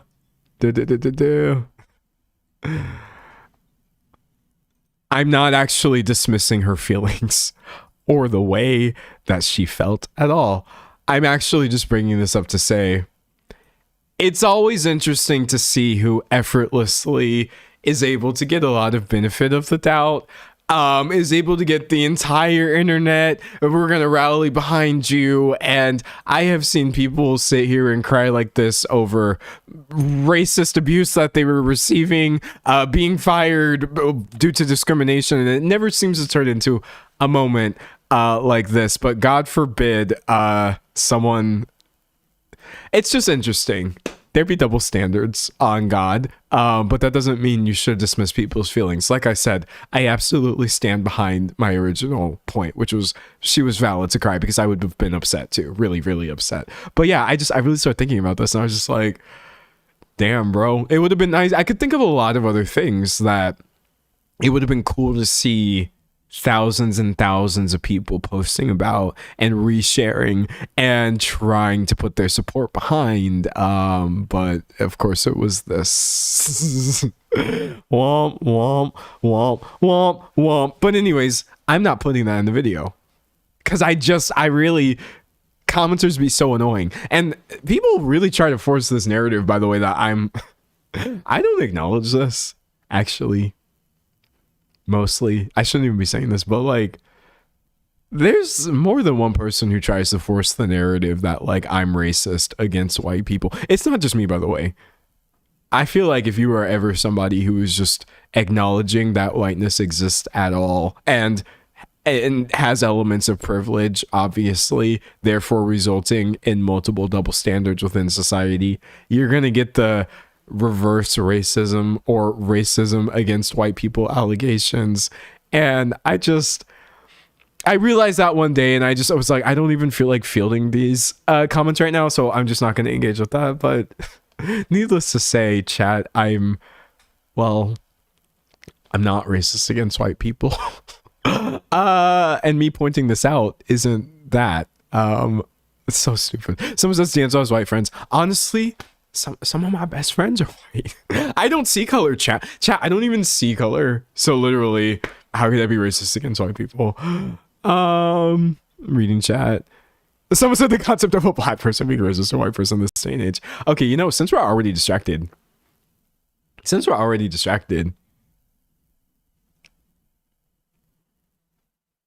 let's just dive all the way in here. One thing that I love seeing pushback and discourse about is just this idea of like, well, can you be racist to white people? Can you not be racist to white people? Is it true that it's impossible to do that? Or is this obviously a thing? Let me just say this.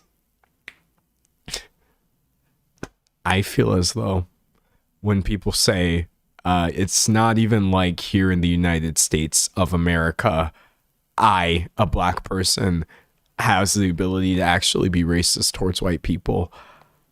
When people start disagreeing with this super heavily, I feel like the people disagreeing with that know what I mean, though. You know what I mean. Obviously, you know that I know that you can hold any sort of biased view. And you can hold any element of someone's identity or the outside of them or whatever against them. Yes, obviously, it's possible for somebody to just be like, oh, well, this is your race or whatever, and I don't like you because of it. Yeah, that would be being racist against white people.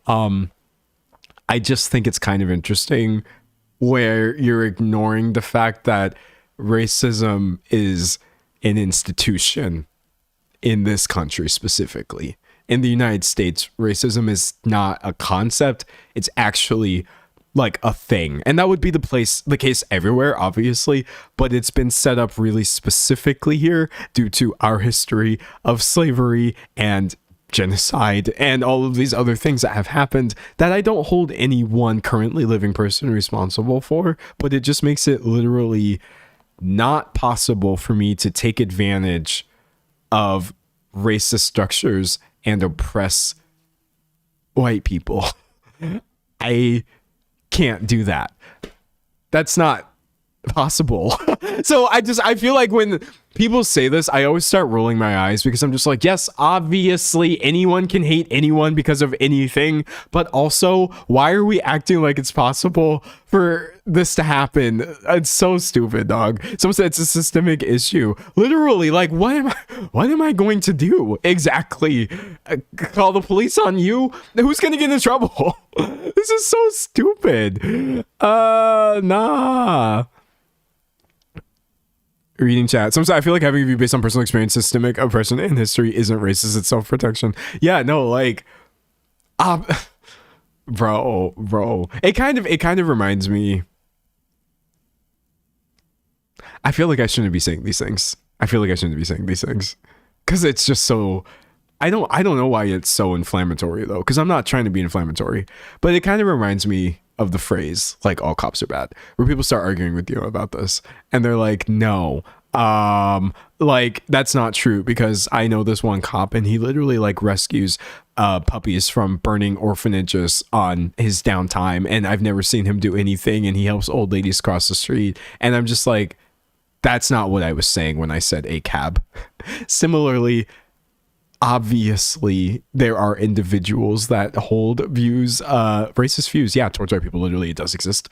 And yet that's not what anybody here in America is saying when they're like, as a black person, I can't really be racist towards you in any sort of active way, obviously. So yes, obviously all cops are bad, and obviously you can't be racist towards white people in America. Come on, how are you going to do it? Show me, give me instructions. No, don't give me instructions. I'm not going to do it. Someone said exactly like, you know what I mean. Literally, just stop acting dumb. That's the only thing I wish of people. That's why I'm not putting it in my video, because YouTube comment section, I love my commenters, but then what happens is it gets into the wider internet, and then everybody just turns their brains off and they act stupid. They act like they don't know what I'm talking about. Literally, somebody will watch this entire cake pop video and be rocking with me on all the way until I get to the end, and I say this about, oh, it is interesting though to take into consideration the privilege of it all and whose tears get validated by society, and then they would dismiss everything I said and be like, oh, I like the video, until you start being racist against white people. And that's just why some days I don't even feel like including it, because people just piss me off. Some said willfully dense. Truthfully, I can't use my brain for everybody. That's the thing. I can use it for myself, barely, and the disorders don't help, but I can't use my brain for everybody. So sometimes I turn it off as well. People piss me off, man. People piss me off. Someone said they choose to ignore the systemic racism in order to be more racist. Yeah, but yeah, if maybe this will be helpful to someone, probably I'm preaching to the choir, but if the association of racism with whiteness, because white privilege exists and is a racist thing, bothers you as a white person, I really have the ultimate advice for you. Don't be racist. Don't go around in spaces getting mad when people are acknowledging that this exists. The single greatest thing you can do to feel a little bit better about this is just not being a racist person. And then you really don't have anything to worry about. Well, there's some other things I do need you to worry about. But like, that's a great starting point. And it's a much better starting point than getting angry at black people or whoever, people of color, whoever, for bringing up these things. It's so silly to me. But yeah, I can't believe I'm saying all of this. I need to stop. I'm getting spicy. I'm getting heated. Even literally in a video where I was not talking about this, I wound up thinking about all of this. Someone said, don't be racist. Just don't do it. Don't do it. Don't do it. Okay, listen, chat. We talked about the stage. We talked about Cake Talk drama being a thing. Cakes by Katie. We looked at her page. 750K. Sweet Treats by Ashley. Also 700K. But even though she only had 20K at the beginning. Katie threatening Ashley with the lawsuit, calling her out publicly over a recipe, which actually can't be copyrighted and wasn't even that serious. Ashley responding, she was devastated. Yes, blowing up in all these places. Statesboro police getting involved. What was up with that? Katie apologizing after getting dropped by one of her collaborations, and her apology was actually like, it did all the things that apology should do, while also kind of being like, oh, I'm being victimized also. And it's just kind of hard to take seriously, because then there were other people coming forward and saying she did the same thing. Do I know what happened there? No, I'm kind of over the Katie thing. Yeah, okay, hold on, I'm still moving forward. Okay, Ashley posting that she wishes to move forward after all of this, and Fruity Pebbles may be getting involved, except they absolutely didn't get involved. People just wanted that to have happened, so they misread the dates. All of that was fun. And then the plot twist of people discovering in Ashley's reposts pro-Trump videos that were really throwing people for a loop. All of the controversy that caused of like, oh, it doesn't matter. Oh, yes, it does matter. Ashley coming forward and saying I didn't vote for him, even though I reposted things saying of a person saying I am voting for him for these specific reasons. And people trying to say it doesn't matter. People saying I'm going to vote. I'm going to follow her on purpose. Unfollowing her, following Katie instead. And yeah, I think that was the story. I think that was it. Chat, if you were here for the last 1 minute, 11 seconds and 1 hour, 11 minutes and 10 seconds, you are up to date on TikTok cake pop drama. And I'm honestly proud of you. Like, you didn't need to know this. I didn't need to tell you this, but I was excited to tell someone about it because it was ridiculous. So thank you for listening. Someone said the cake is a lie. At the end of the day, it truly, truly is. Someone said this was a journey. It literally had like a beginning, middle, end, and plot twist.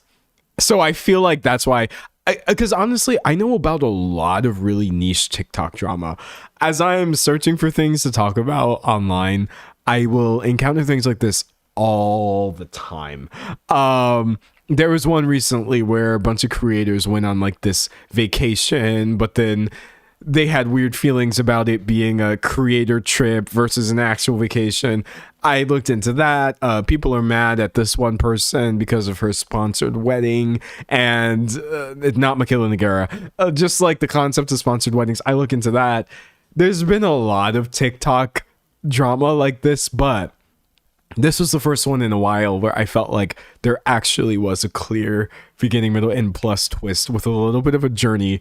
It still wound up being dumb as hell, but I don't know. I had a little bit more fun with that one. Someone said, do you know about the roommate drama?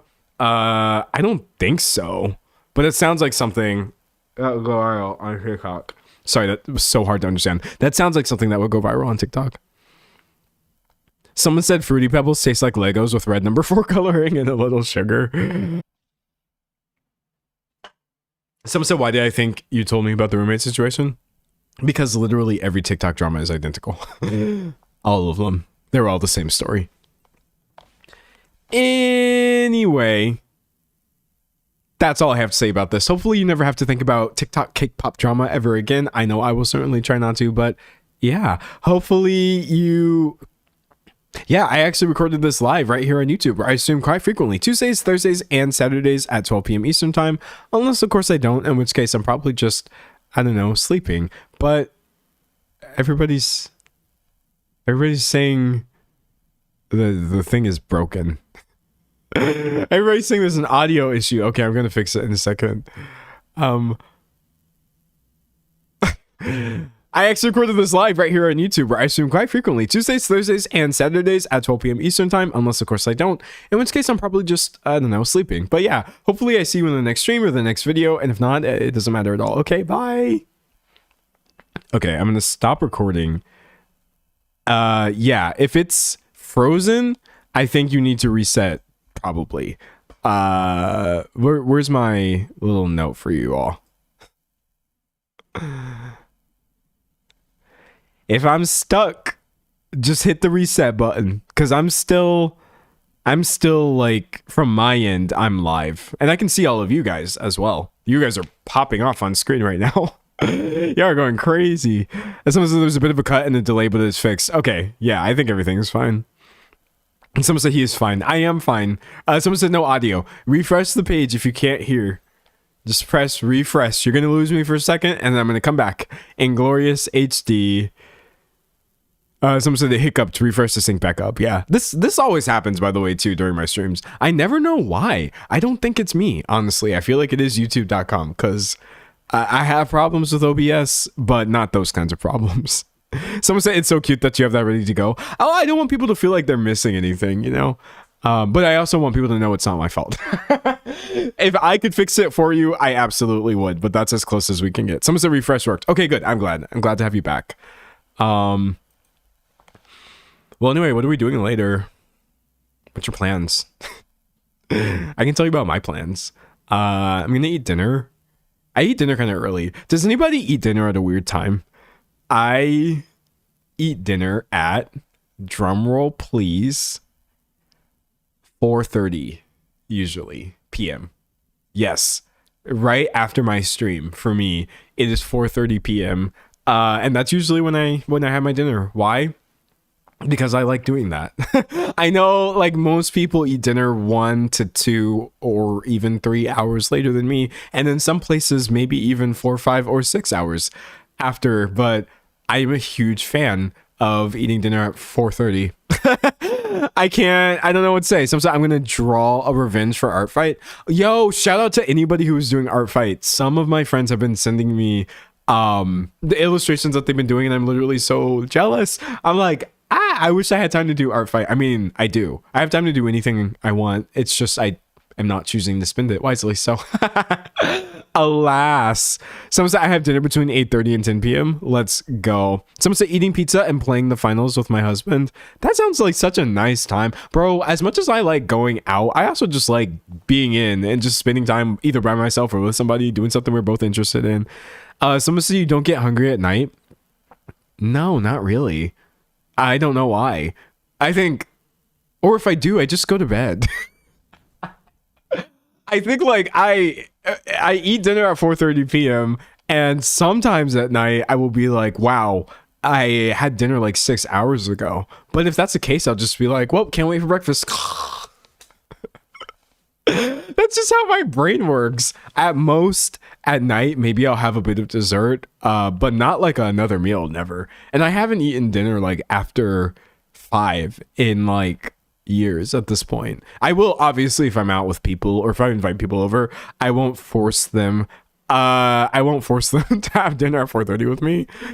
Someone said you have breakfast and lunch before noon.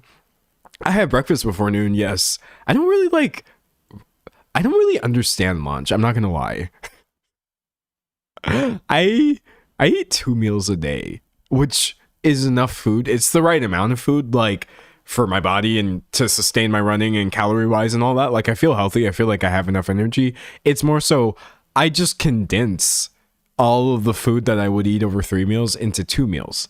And I make sure I get enough protein and all of my sides and stuff like that. But like, there is something about lunch that I just cannot do. And I don't know why. I'm literally never hungry at lunchtime.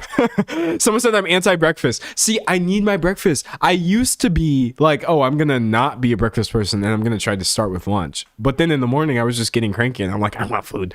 So I started eating breakfast and then lunchtime came around and I was just literally not hungry. So I just eat dinner earlier. Someone said I have tummy problems, so I eat when my body lets me. That's the best time to do it, honestly. Whatever works for you and is most optimal. And someone said, what are you eating for dinner? Today? I don't know. But I'll tell you what I had yesterday. It was so dope. I had like panko chicken.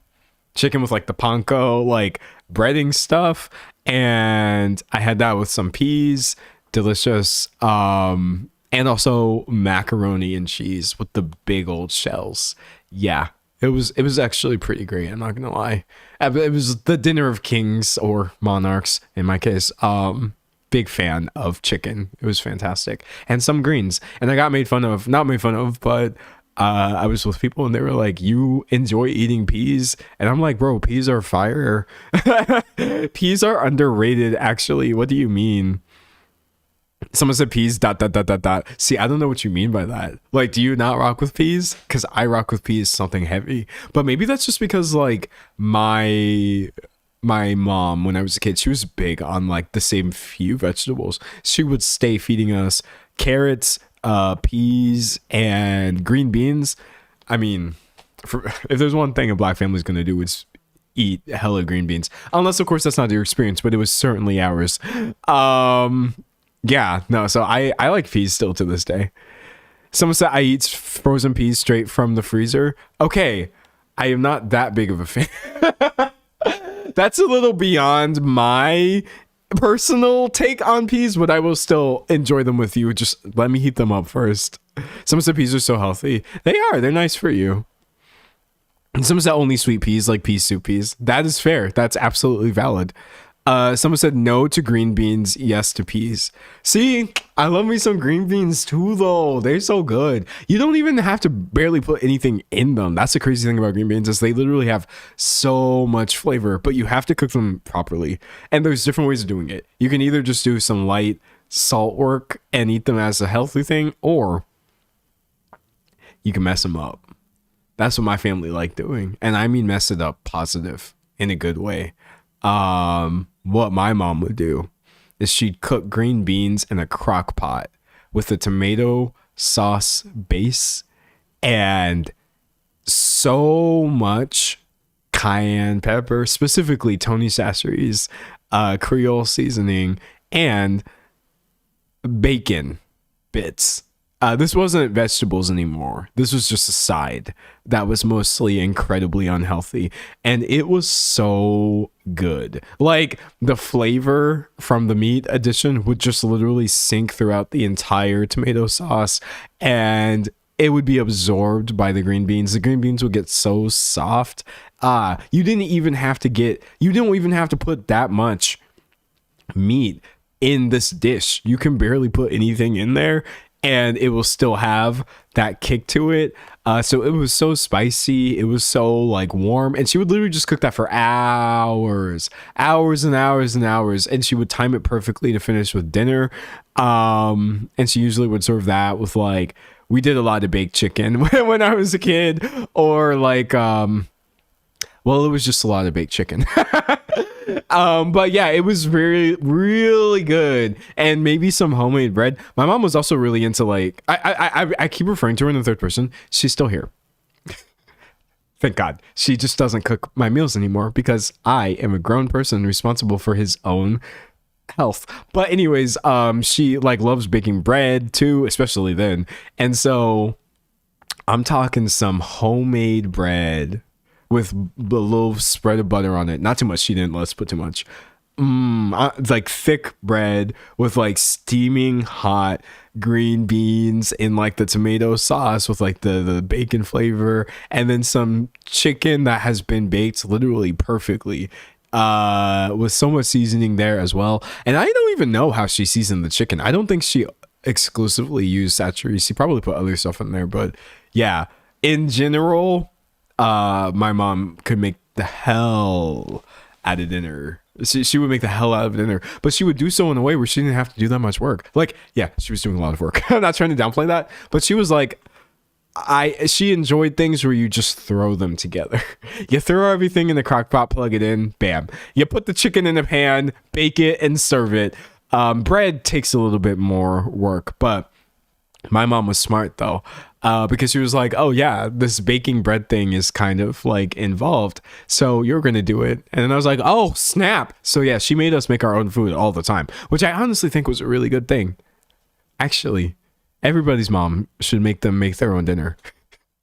More moms should do that. I mean, I shouldn't say what moms should not do. I'm not a mother, but it was good for me because now I'm somebody who believes that I am responsible for feeding myself. I know a lot of people my age. I don't want to say men.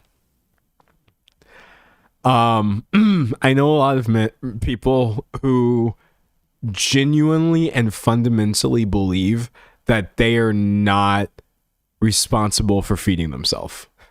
They're like, oh, okay, yeah, I'm in a relationship with you, obviously, so you would be making dinner.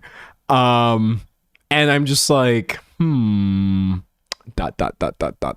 So I'm very glad that that's not something I believe. I feel like if I want to eat food at the end of the day, it's my job to make that happen. And even if I am in a relationship with someone, I'm not going to make them cook for me. Now, if they want to cook for me, I will happily accept that. I really will. I'm not going to ask questions and be like, oh no, don't cook a delicious homemade meal just for us. Please. I would absolutely do that. But also if someone's like, oh, I don't want to do that, I'd be like, okay, don't worry. I'm still going to eat. I'm going to eat. Sometimes my husband cooks too because I can't be bothered all the time. Okay, good. Because like, you should know how to cook something. That's how I feel. I feel like you should know how to cook something. Am I gonna be turning in like Michelin 4-star meals, 9-course? No, but I could serve you some meat without poisoning you and seasoning it properly. I could make some rice as a side, probably. I could even get some beans together if I had to. I can make you a dinner that tastes good and has some sort of health value to it. I mean, not that food has to, but I just like it because it's lighter usually. So I feel proud of that. Now, do I cook a lot? No. I really I struggle making myself want to do that, but that's okay though. I'm a sucker for ready-made things for sure. Sometimes I make stuff up as I go. That's really what cooking is anyway. Cooking is literally just making things up. And if you're using recipe, that just means someone else made something up and you're just using their instructions. Someone says sometimes it's so hard though. Yeah, it is hard to make yourself want to make food. So at the same time, I'm very happy that there can be other options. Because I'm not gonna lie. Sometimes when that demotivation be kicking my butt, I'm just like, let's think about this logically. Why would I make myself dinner if I don't even want to live? I spent a lot of years asking myself that. Thankfully, not so much anymore. I'm feeling quite happy, quite bullish on life. I'm glad to be here. Not planning on leaving anytime soon. But yeah, it's pretty rough to be like, oh, I am depressed as hell. And also I need to acquire food from somewhere. I'm not making it. And then that's when, yeah, things got pretty dark for me. Things got pretty dark for me, but that's okay. We realigned them habits to the best of my ability, and I feel like I'm in a better place with that. Someone said executive dysfunction got hands. Oh, well, yeah, there's also just like not remembering to make food, which happens a lot. It's not that like, it's not even that I forget to eat, because I know a lot of people with ADHD will literally forget to eat. I forget that eating is something that has to start before your spoon hits the dish. So like I will wake up in the morning and I'll be thinking about like, yeah, dinner is going to be so cool. I'm going to have panko chicken with mac and cheese and green beans. And so because I've said that in my mind, that's called making dinner. I've already made it. As far as like ADHD is concerned, me remembering that dinner exists, I don't have anything else to do. I don't have to like think about this again until it's dinner time. So then I'll get to 4:30 and I'll be like, okay, great. Time to have that chicken and the green, or I had peas, chicken and peas and mac. And then that's when I realized like, oh, I haven't gone to the grocery store in 3 weeks. I don't have any salt. Oh, I haven't had peas in my freezer in months. Where did I think this food was going to come from? So that happens to me a lot with ADHD. I'll have these grand visions of food, and then it's dinner time, and I'm like, oh, I didn't. What? That's my experience. Womp, womp, womp, womp, womp. It's so bad. Someone said, I forget to eat all the time. My family doesn't understand sometimes. Yeah. And then there are the times where like you lock in. I guess that's what it is for me. Like if I am hyper focused or hyper fixated on something, for me, I will keep pushing it back. I will be like, I know I need to eat dinner. I know it's 4:30, but I'm really in the flow right now. I'm going to keep going. And then it's 11. And then it's like, oh, well, I actually did remember to eat. I was going to do it. I told myself I was going to do it. I just accidentally spent 7 hours focused on one thing that wasn't necessary. So then I'm just out of luck again. I'm out of luck again. Someone says sometimes I'd rather starve than go to the store. Dog, it's a real feeling. Don't like, I've been there. But you just got to do what you got to do, which is not starve. Even if going to the store is a chore, you still got to do it, because sustaining yourself is a great thing. Eating is lit to the extent that it is.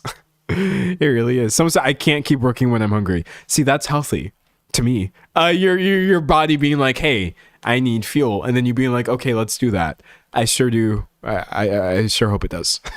Someone said, I'd be happy to feed a bunch of ADHD people on the regular. Yes, come bearing snacks and you can be our friends forever, literally. I just joined the stream. What did I miss?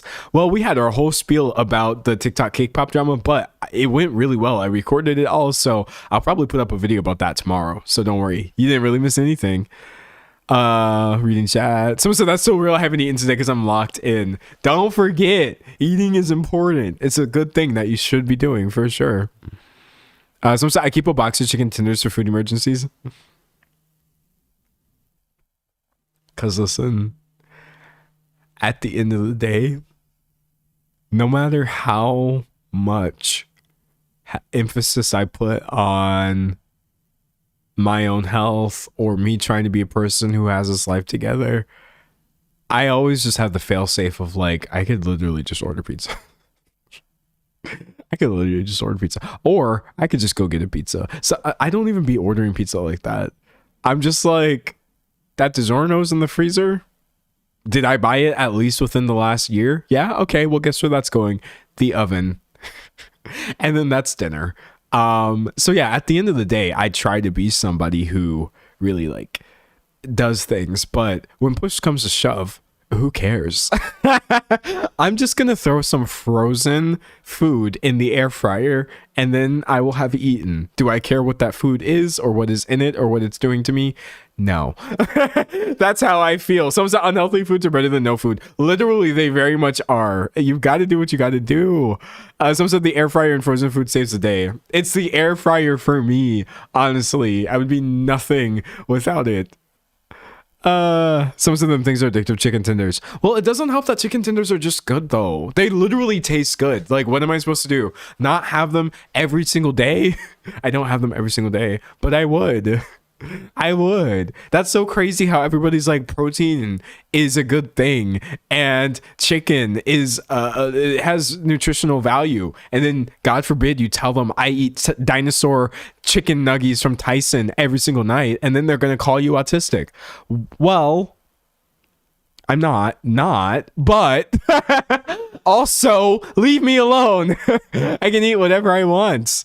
I mean, I'm not autistic, I guess, technically, because no one ever said that I was, but they did say I had ADHD and also a bunch of other problems. Not problems, a bunch of other fun facts and features about myself that overlap with autism. So that's great. And that's one of my favorite things about ADHD. It's fantastic. I love that part of it so much. Even though being autistic is lit, I'm not talking down on it. I'm just like, God, why is there so much overlap? Why? Someone said I just came back. Oh, hey, of all times for you to rejoin.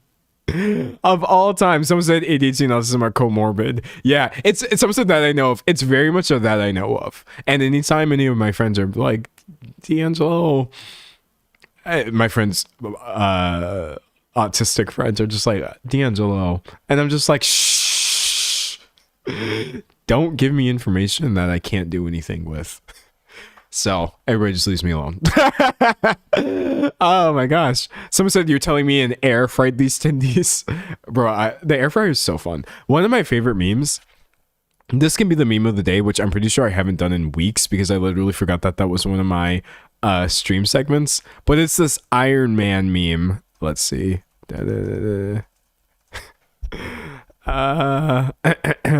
Images. Oh yeah, here we go.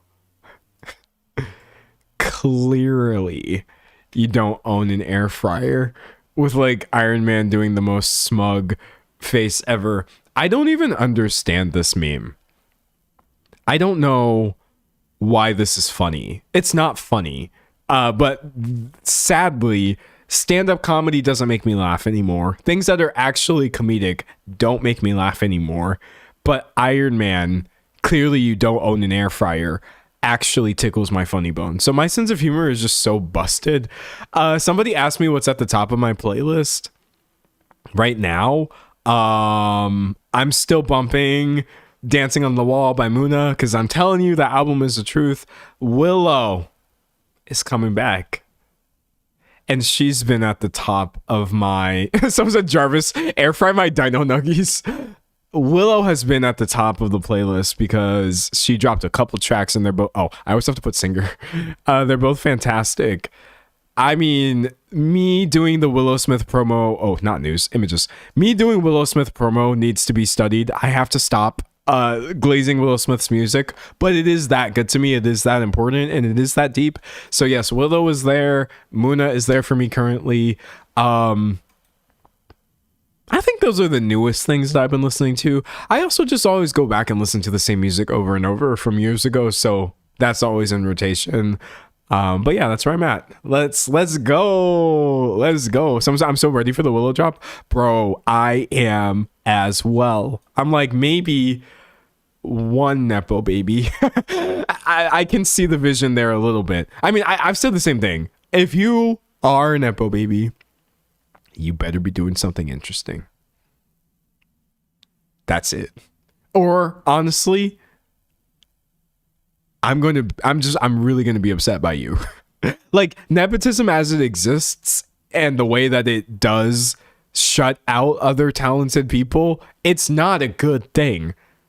So, if you are someone who is Nepo baby, but then you use your privilege to make boring artwork, bro, I can't support that. I literally can't support that. So I feel like whereas it would be fun if other people could also have amazing opportunities, I appreciate the consistent effort on Willow's part to use the fact that she would be famous no matter what she does to do really weird things that she wouldn't be able to get away with otherwise. That's how I feel. So it's true, don't waste all those resources.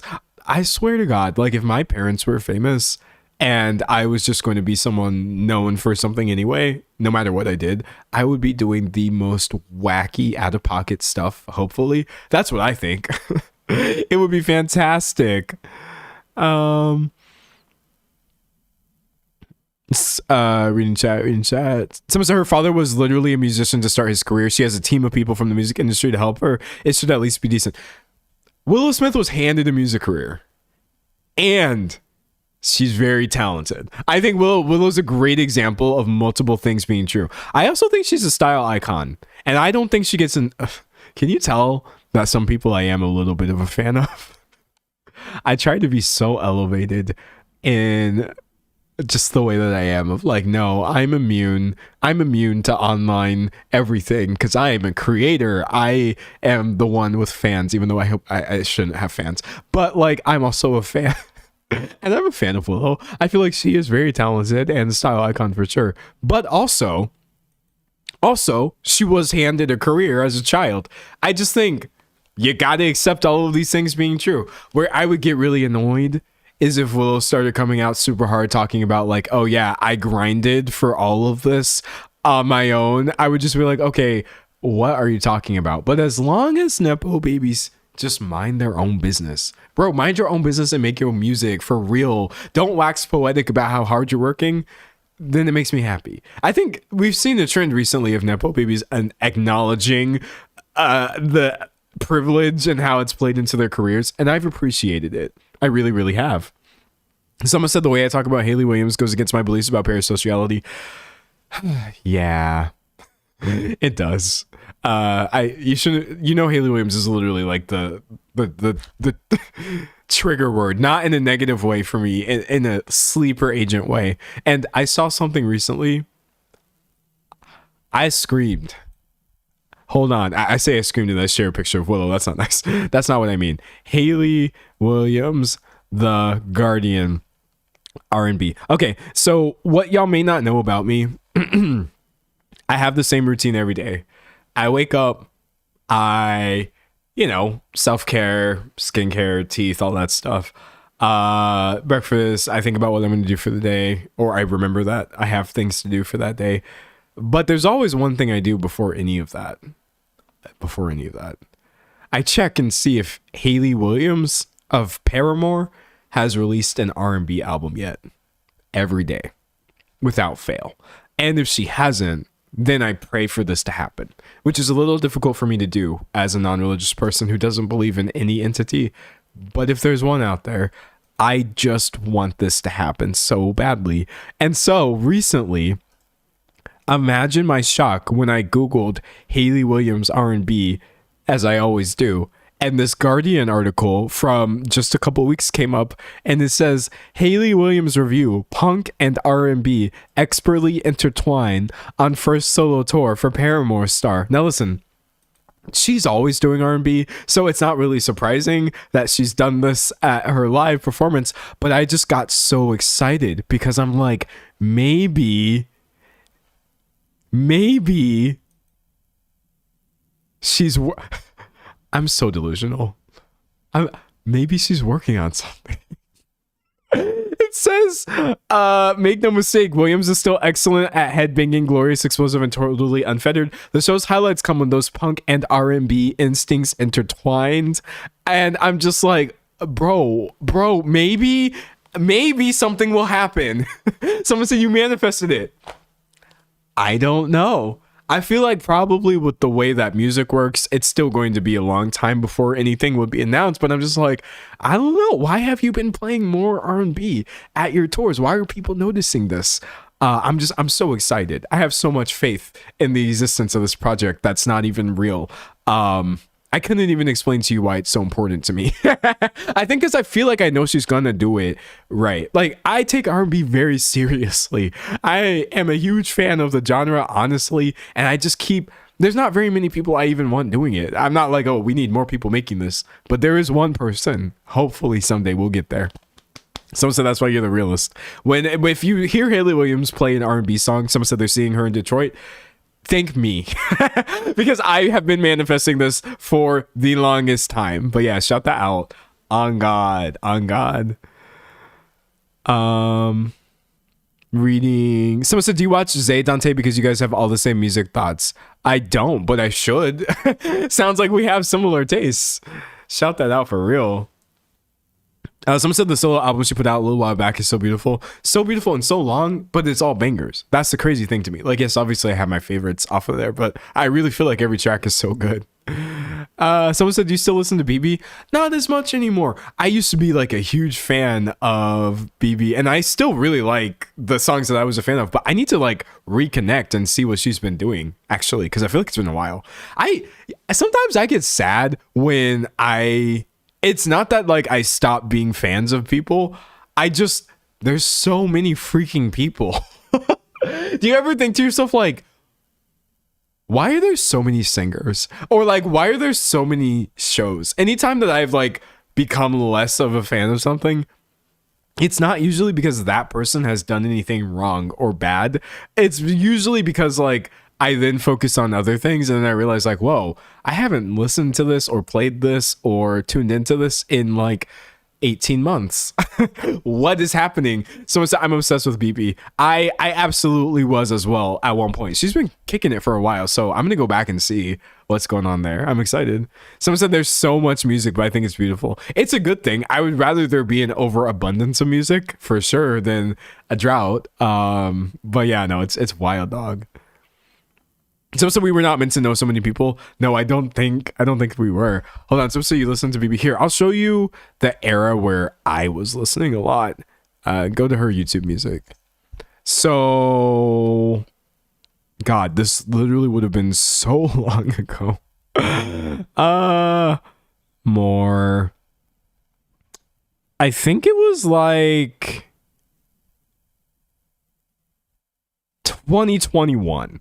I especially remember the Galopette remix with Lolo Zouai. That wasn't where I found her from because I had already known of BB before that. But this was, I think, where I was peaking right around 2021 because she was putting out like little EPs, I think, at that point. I don't remember which EP she would have put out right around then. But yeah, I really, really liked her sound. And I liked this remix. It was super fun. I was a big Lolo Zouai fan too. The song Galopette is awesome. But yeah, shout all of that out. It's fun.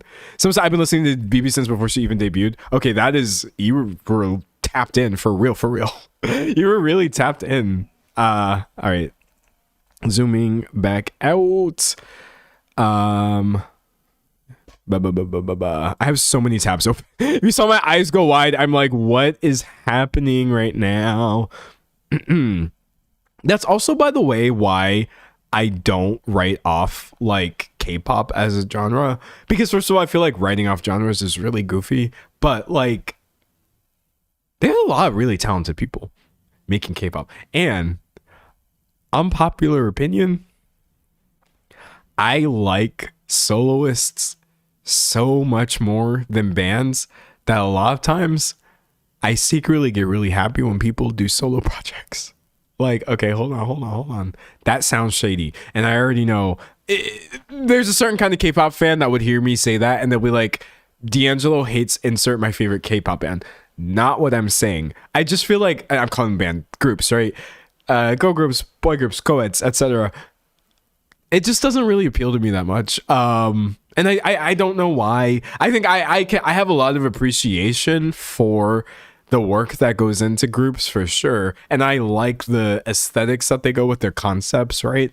So I will absolutely check out K-pop groups work. I don't write that off, but I love me some solo K-pop work because I just feel like, to me, that's when I feel like I'm seeing people shine a little bit more. Like, obviously, yes, you're shining as part of a group. That's the whole point of an ensemble like that, is for every person to get their moment in the sun. But like, something about someone just dropping something solo, I'm like, now I can really see what you're actually about. Now I can recontextualize all of the things that you were doing before. It's great. It's fantastic. Someone said, I love BTS members as solo artists, but not so much as a group. Yeah, like, I personally am not like, again, for the love of God, if you're a BTS fan, don't interpret this as shade to anybody, but like, BTS as an entity is cool and I'm glad they're around, but I actually really like Jimin's voice, for example. Crazy to me, like wild. So it's like, there, I guess individual elements I think are cooler sometimes than the full thing for me and the way that I consume music. I would say the same thing about the rap line in BTS too. They're super lit. RM has a bunch of cool stuff for sure. But yeah, like, I don't know why I'm like this. Like, one of my favorite K-pop acts of all time was Jonghyun. Rest in peace. It's just always going to be me for some reason. Someone said Hallelujah by Jonghyun will always be a work of art. How did we even connect on the Jonghyun mention like that? Because I said that before you even typed it, or probably after you typed it, but I didn't even see it. I really didn't even see it. Someone says solo projects can add so much context to the group sound too. That's the other thing. I still would not write off the group because there's so much work put into collaborating with your group members and all that stuff. You couldn't exist solo without them. Like, the things that I like about any one K-pop person going solo, they wouldn't be who they were if they weren't influenced by the people that they were spending so much time rehearsing with, creating with, etc. So it is kind of like a Gestalt effect, and then I just swoop in like a fake fan and collect all of the solo EPs and mini albums, and then I just dip back out. And probably everyone would hate me, but I have fun. I really do. Someone said Chase Infinity is in ATEEZ's newest release bad. Every time I see Chase Infinity, I wonder if people are going to stop making the same joke about her. This is not a joke at her expense. She's fine. She has not done anything wrong, I believe. But anytime I see a comment section about Chase Infinity, people are like, is that a credit card? I think it was funny the first time I saw this joke because I had the same thought. I was like, Chase Infinity sounds like a credit card for sure. But then I kind of got over it and I was like, oh, well, this is a real person's name. And it is actually her name, literally. But like, I wonder if she will ever escape the credit card allegations. I don't think she will. For as long as she exists under her name, which I don't think she should change, people are probably going to be like making that joke. But it's pretty cool seeing her career pop off. I know she was recently in that movie with Leo, which somehow I have not seen. One Battle After Another. And then she was also in The Testaments, which is a really good role too. So yeah, shout out Chase Infinity, bro. To infinity and beyond. Someone said because her face card isn't declining. Well, no, she's got the look, obviously. Someone said it's like Reality Winner. Literally, like, she was the whistleblower, right? I believe, if I'm remembering correctly. I think. Yeah. First of all, free her. But I mean, I think she is free. But yeah, no, like reality winner, that is a wild name right there. Your actual on God birth certificate name is reality winner. That's crazy. That's really crazy. Someone said, did you hear about SZA's autism diagnosis? No. Did that happen? I always struggle or hesitate to like look things up online because, oh no, that's on God for real though. Wait, SZA shares autism diagnosis. Why I'm in every comment section. Oh, that's so interesting. Wow. No, I don't know the details of that though. If there was anything else beyond that, I couldn't tell you. Someone said, I hate when parents try to do a thing. Okay, listen. Whereas I feel like the name reality winner is a little on the nose, is kind of cute. But also, I'm that kind of person who, like, you can't let me name a child, a human child, because I think the worst sounding things are pretty names. Like, I'm trying to think of an example. Oh, okay, I have one. Like, you know what's like low key a pretty name? I would never name a child this, obviously. Here, I'll show you. This is not a sponsorship. I'm being for real right now. Like Expedia. Expedia is just it's a company, it's a brand. They do like travel. You can book hotels and rent cars and plane tickets, but I'm just like, Expedia is such a pretty name. Why is it a company? Doesn't matter that it's a company. No, like I would never ever set up a child like this by giving them a crazy name like that, but I always think about it. I really do. Someone said SZA's also a compulsive liar. Okay, that's true though. I mean, you have to take anything SZA says with a grain of salt. If she was diagnosed with autism, more power to her. If this is yet another one of the many things she's just said over the years, I wouldn't be surprised. Someone said, what the heck? Okay, look, I didn't say I would name a child Expedia. It just like, take the individual parts of it. It's like light. It rolls off the tongue. It has an X in there. And I feel like more names should have cool letters in them. Like my name doesn't have any cool letters in it. D'Angelo. Who doesn't have an A in their name? Some people don't. But like, come on. Come on. Someone said, I told my friend I also wanted a girl named Amethyst, and they told me it's a stripper name. Okay, wait. No. Okay, Expedia is a bad name because that's a brand, and I'm partially joking, except for the part where I'm not. But Amethyst is a really pretty name. That is not a stripper name. And if I saw someone and their name was Amethyst, I would just think like, that's so pretty. That's what I would think. That's what Iggy Azalea's name is. I hope that doesn't dissuade you. But I think her name, if I remember correctly, is actually Amethyst Kelly, which is hilarious. Some say your name is charming. Well, thank you. I do like my name. I appreciate it. But I just wish it had like an X in it or like a Z, like something a little spicy in there. That would be so fire. Those are really underrepresented letters in my mind. Someone said, when I hear Amethyst, I think of Steven Universe. Fair. That was probably the most recent Amethyst in a while. Someone said anything can be a stripper name. John can be a stripper name. Hey, no. But yes, my name is John and I'm a stripper. Someone said, I really like your name. Thank you. That's shout out to my mom. I didn't come up with it. Someone said Amethyst Amelia Kelly. Yes, that's Iggy Azalea's name. Someone said, I don't know why we're talking about names. Brother in Christ, I don't know why we're talking about anything. I'd be rambling about the most random things. Someone said Z Angelo. My boyfriend's name has a Z in it. Your boyfriend has a cool name. Z is a great letter, and I wish I saw it happen more in names specifically. I mean, the thing is too, though, what should really be normalized, I also like my name, like that one commenter, and many of you, but like, so I'm not going to change it, but you can just change your name if you want it to be cooler. You really should. Like, if you're just like, I like the name Amethyst for myself, which has a Y in it, by the way, one of those cool letters.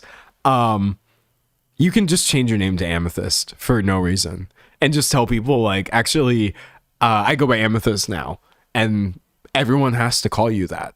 You don't even have to do it legally if you don't want the hassle. You can tell people your name is anything for any amount of time that you want, and they should respect you, essentially. They may not, but it doesn't matter. So normalize changing your name more often if that's something that you want to do. I just happen to not want to do it, but like if I did, I would change my name in an instant. I don't care, brother. I do not. Someone said my name was the #1 baby name the year I was born. So boring. Well, you just got to be the #1 out of all of those #1s. Be like, yes, my name is insert common, but also I am the best. There can only be one. Someone said, hear me out, Parmesan. See, like, Parmesan's kind of a good name. Sorry. I sound so stupid sometimes, but like, it's kind of a good name. I don't know why I'm crying. It has like elements to it that I could understand. Like if you told me you named your kid Parmesan, I'd be like, why'd you do that? But I would kind of understand the vision a little bit. No, maybe save it for a pet. I would name a dog Parmesan in a heartbeat. And that's the nice thing about pets. You can get away with naming them anything. Literally, as long as it's not terrible. So like I would name one pet Expedia and the other Parmesan, and then I would be happy. Someone said explain that. Okay. For me, names are just about the way they feel to say. You know what I mean? That's my explanation. Like there's some words that I don't like saying. Like infiltration, I don't know, that came to mind. That's not a nice, because it's just it has all of these like harsh sounds and back-to-back consonants, and it just doesn't roll off the tongue nicely. But Parmesan, it's really just like kind of buttery. Expedia, it has emotion to it. You know what I mean? So that's it. Does the name feel nice to say? That's the only thing I go off of. Amethyst. I would name a kid Eucalyptus. I don't care. Eucalyptus. Did you finish your homework? Dog, I don't care. Someone said mouthfeel. I didn't want to use the phrase mouthfeel because I feel like it can be off-putting to people, but yes, that's literally what I go off of. That's literally it. Someone said I wanted to have a Shiva named Sashimi. See, great name for a dog, for real. Someone said I kind of also liked the name Morticia. It's cute. It's a cute name. Shout out Morticia Adams for real. Reading chat. Someone said a boring name I like is Paul. Justice for the boring names though. Like wait, that sounds like I'm agreeing. Justice for the names that are considered to be boring. Everybody's name is good, honestly. Oh, hold on. This is interesting. Someone said, okay, sit down for this.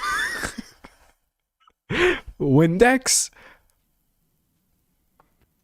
Okay. Windex is a little beyond me. I would have to sit with that one. Oh my god, this is so stupid. I would have to sit with that one a little bit. If you were like, oh yeah, this is our kid Windex, I'd be like, Windex. But you know, the more I say it, it is a strong name though. It's undeniable. It's unforgettable. It's very hard to mess up. Windex. Because it has parts of it that are already names. Dex is a name. Dexter, you can name a person that. Win, you can name a kid Win. So explain this to me. Because everybody seems to be getting real heated and I can't believe how fast the chat is moving. Explain this one to me real quick. If you can name a child Win and you can name a child Dex, why can you not name them Windex? It's just two names. You want to name your kid Marianne and Billy Bob, but all of a sudden Windex is a problem just because it also happens to be a popular home cleaning product? I'm not buying it. Someone said Windex is giving. Windex is giving. It's really giving. Someone said the name Solitude is so pretty. It's pretty. I may not name someone that because I don't want them to feel like I'm projecting a state of aloneness to them, but I might name myself that if I felt like it. Someone said Win for short. Hey, my name is Win, and it's short for Winston? No, Windex. I would do it. I really, really would. Someone said Sasha Fierce last name. Sasha Fierce Johnson this is my kid right here. So I think we just named your firstborn. Listen, when I proudly announced the birth of Windex Wallace to the world, which I also love a little bit of alliteration. Yeah, so Windex Wallace, they don't exist yet, and likely never will, because I don't think I'm having a child. And by the way, you can see why that's a really good thing from this conversation. But yeah, justice for my child, Windex Wallace. Why are you making fun of their name? It's a strong name, and I had my reasons. They'll be okay. So it's how we lost the plot. Baby, we never had the plot. The plot was an illusion. I think like that I came into this unhinged. I was just keeping it tamped down because I had to talk to y'all about TikTok drama, but I've been feeling unhinged all day. And now it's finally coming to the surface. Someone said I'm cackling. Windex Wallace. What can I say? Wow, that was like, did that come through the mic? What the heck? Someone said Windex Wallace needs a W middle name and it'll be WWW. Just W. That's their middle name because I know that they're going to be a winner. So I'm just literally naming them W. Windex W Wallace. Oh, what's the W for? Because I've never taken an L. I have 2 in my last name, but don't worry about it. Don't worry about it. Someone said rename your channel right now. It'll be my next channel. Oh, no, it shouldn't because then Windex is going to come for me, but it's okay. It's okay. Someone said, I think too many people think names aren't just names. They all have meanings, even if they aren't known in your own language. I love looking into people's names, meaning in the language it comes from. That's true, though. Yeah, no matter what a name is, the phrase came from somewhere and has some sort of meaning associated with it. I like that. Also, I saw someone tell me to look up how names are used in Thai culture. Okay. I don't know much about this, but I watched a show called The White Lotus, and I got to make sure I'm not wrong about this, otherwise I'm going to feel like an idiot. Hold on. I think the recent episode was in Thailand. Okay, yeah. I recently watched a show called The White Lotus, which the most recent season took place in Thailand. And I was looking at the names of the crew because they had a bunch of I believe Thai people working on this. And I had literally never seen names like this. A lot of them were like abbreviated and stuff, but I don't y'all are gonna think that like I'm being problematic or something, but I'm being serious. People's names were literally like Cadillac and Umbrella. It sounds like I'm making things up. Oh, I saw more than one like computer product like Apple and Sony. Literally, I will never be able to explain to you some of the interesting names that I saw just reading the credits, seeing a bunch of people from Thailand working on something. I can't think of any more off the top of my head, but I was like, wow, I didn't even know you could do names like that. Someone said, what? I'm being so for real. And if there's anybody here who can back me up so I don't sound like an idiot, do it right now. Because the more I say it out loud, I sound like I'm making stuff up. Okay, someone said, it's true, I have a Thai cousin named Cheek and another named Pure. Yeah, I was literally seeing like those type of names on God. On God. Someone said Sony can be a cute name, I think. It can. Someone said Thai nicknames. Thai nicknames go crazy, truly. Someone said there's people named New, Gun, Off. Yeah, you understand where I'm getting at here. I was like, wow, that's just something I haven't seen before. Some say telling the truth. I'm trying. I'm trying. Some say I feel bad for them. Bad for them? I think that's Liddy. If your nickname is, I forgot all the things that we Pure, for example, which is actually pretty sweet.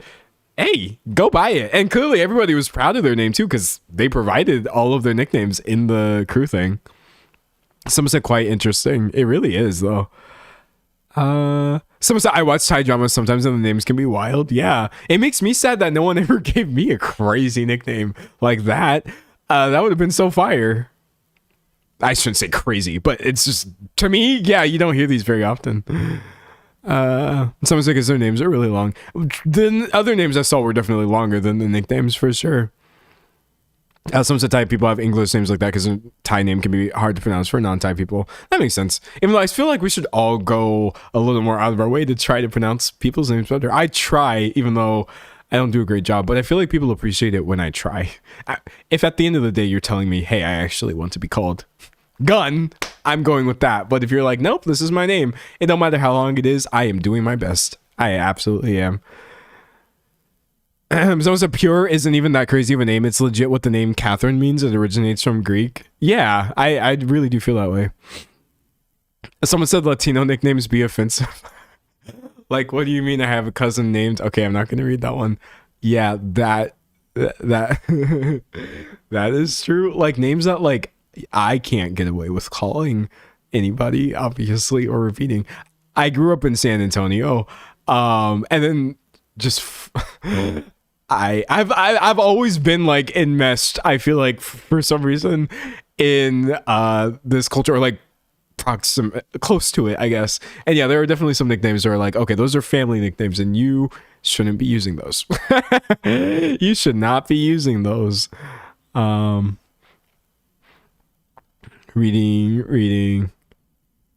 Someone said I felt bad that my mom didn't have a middle name, so I gave her the middle name Mermaid. But that's so pretty, though. That's literally beautiful. Someone said virtue name stocks going down ever since Sincere. Don't remind me about Love Island, bro. Do not remind me. Someone said my cousin's name is Morningstar. It's traditional, though. That's pretty. Someone says, so you know the nickname's mainly based on weight, too. Yeah, no, like, again, this is a part where you gotta stop me if I'm out of pocket, because I don't want to misrepresent other people's culture. That's crazy to do when you're not a part of it.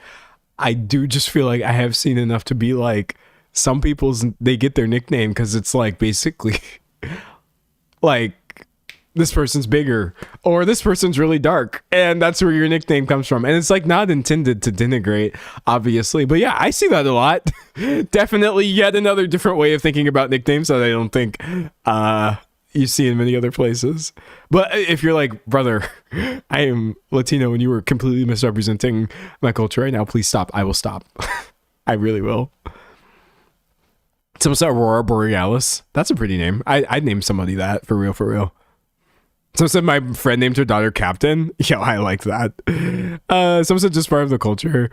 Yeah, so someone said Gordo Flaco. Yeah, I'm being on God. I swear I'm not making things up. People really just be doing other things in other places, and I feel like you should know about it. You really, really should. Someone said, can I call you Warm Regards Wallace? You can call me anything, just don't call me late to dinner. So I'm Latino, I don't think you're misrepresenting. Okay, good. I'm glad I don't sound disrespectful, because that's the only thing that matters. My friends would jump me. You can't grow up in San Antonio and then go on the internet and say dumb things about Latinos, because it would be over for me. You'd never hear from me ever again. I was taught to mind my own business and be respectful, honestly, and it was great. I'm glad. There were like so, I don't know how to describe this, but like San Antonio has all kinds of people in it. A lot of black people, a lot of just people of like Mexican descent, a lot of white people, etc. But like it was actually really nice growing up in a diverse region like San Antonio. I mean, first of all, everywhere is diverse. It may not be as diverse as other places, but I think from a young age, my first exposure to other people was just like having different cultures than me, and like things that people choose to share with you or not share, or like having to be respectful, this, that, the other, or like, oh, why do people do things differently? And I just feel like when people argue against like diversity and dumb stuff like that, dumb to argue against, obviously, not dumb that it exists, I'm like, but it's kind of a beautiful thing more so. If you go into things with the sort of open eyes of like, hey, we're all in this one place together and we all are doing things in our own way and sharing what we want to. And I don't know, it's wild. Someone says San Antonio is a really nice city because of the diversity. Literally, it's such an underrated aspect of San Antonio is how diverse that place is. I love it, and I always will. Reading chat. Someone said, hey, San Antonio here. Yeah, represent, honestly. 2-1-0, like, I literally cannot say bad things about San Antonio. Or, again, I'm going to get jumped. And I would do the jumping, too. Nobody else is allowed to say bad things about the 210 area either. It's not going to happen. SATX, we will come for you. We will come for you. It's not going to be pretty. It's not something I agree with from a moral standpoint, but I have no choice. I'm from there. I have to throw hands. Sorry. Sorry. Someone said I had top surgery in San Antonio. Yo, let's go. Someone said living in Austin, you're pointing out that it's less diverse than other places. Yeah, a lack of diversity can be interesting to navigate. But alas, we all got to do what we got to do. And having been in many places in Texas besides San Antonio, I've seen both sides of the spectrum of like, oh yeah, we're all here together. And then just like, oh, I'm the only, forget black person, I'm the only person of color in this room, or seemingly in like a several mile radius. Interesting. Somebody said, did you want to fight the Knicks? Yeah, obviously. Knicks trash. Sorry. I'm really annoyed with the way that the Knicks versus the Spurs went. I understand the stakes and all of that, but San Antonio should have won. I can't not support the Spurs. I'm dressed in Spurs colors right now, not intentionally. But it was always going to be the black and gray, flat bill, backwards baseball cap for me, baby. It was the Tim Duncan hoodie that I wore until I wore it the hell out. And then I still continued to wear it, even though it was ratty, Spurs themed everything. And I don't even like basketball. I haven't ever in my life intentionally watched a Spurs game because I don't really like, I struggle really heavily with sports, but I still want San Antonio to win. But it's okay. Someone said it's all right. You still lost. We still lost, but we'll get them next time, I guess. Shout out New York or whatever. Reading chat.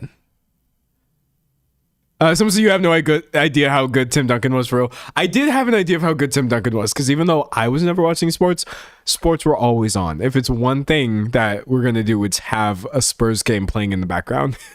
Somewhere in San Antonio, someone is going to be listening to the radio or on the TV in the other room turned up really loud. I mean, people do this obviously everywhere. Here, now I live in North Carolina, and I get that experience with hockey. So you get a different version of this no matter where you go. Someone said the Spurs suck. That's why. That's big talk. Big talk for a San Antonio streamer in this chat talking about the Spurs suck. Wild. Someone said, do you refer to Tony Parker as Ava Longoria's ex? I should. That would be funny to do. Someone says sports really just be like ball goes over here, ball goes over there, ball goes back over here again. Okay. See, here's the thing. I still feel this way where I don't fundamentally connect to the joy of watching a ball be passed from one side of a field to the other. But then I became a runner. And that is even less interesting on a conceptual level than team sports. That's even worse. I literally spent my entire life as a nerdy kid making fun of sports games of like, oh, who cares? Haha. Oh, who has the ball? It doesn't really matter. And now I just spend sometimes like an hour plus, usually an hour at this point a day, just running by myself. alone. No one is even with me, and it's been hot, so I've been doing it on a treadmill. I'm literally going nowhere and doing nothing. So all those years of making fun of sports have caught up with me, and now I am in objectively the most boring sport, which is just solo running. Yay! Yay! Fantastic! Oh my god. Someone said I keep trying to go on walks to nowhere, and it's hard. Yeah. Oh wait, speaking of my little solo running adventures, though, I do have to share this recent update with you, because I was like, that's kind of good. I feel like I did something running wise and it was kind of good. Usually I say that my run times are really mid, and I'm not gonna lie, they are. I'm not a very fast runner. I won't say like I'm mad about it or whatever. I just do my best, which is all I can do. And I don't compare myself like to other people, but I did a little run the other day for practice, and I was like, is that kind of good, or am I literally tripping? Okay, hold on. I'm trying to pull up the run. Oh, it's right here. Okay, here we go. Now, hold my hand. Is this kind of an okay time?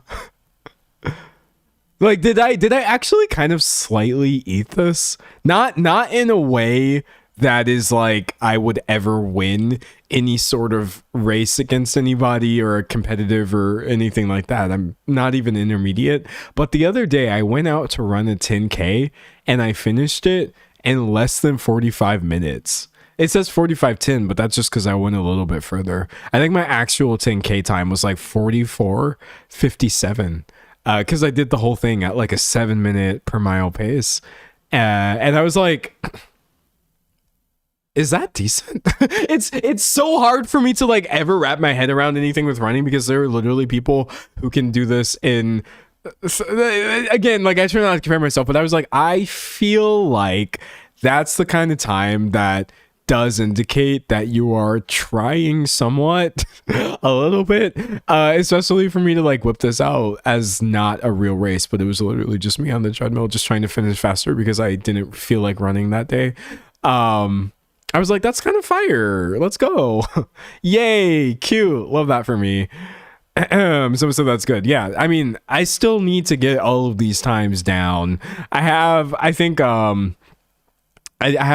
sub 45 10K, and I feel like my 5K is, let me see if I can find it actually, because I don't even remember when the last time I ran a 5K was, while I actually tried to run quickly.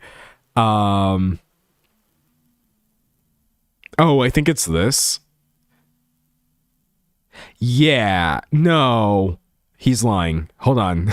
When is the last time I ran a 5K? I've been going a lot further than that because I get kind of bored at like shorter distances for some reason. Oh, okay. No. Oh my God. I swear to God, I had the time on here. Okay, whatever. This isn't worth me trying to find. Oh, I found it. Okay, yeah, whatever. 21:46, I guess, was my 5K time. I mean, it might have been like 21:42 or something like that. So like,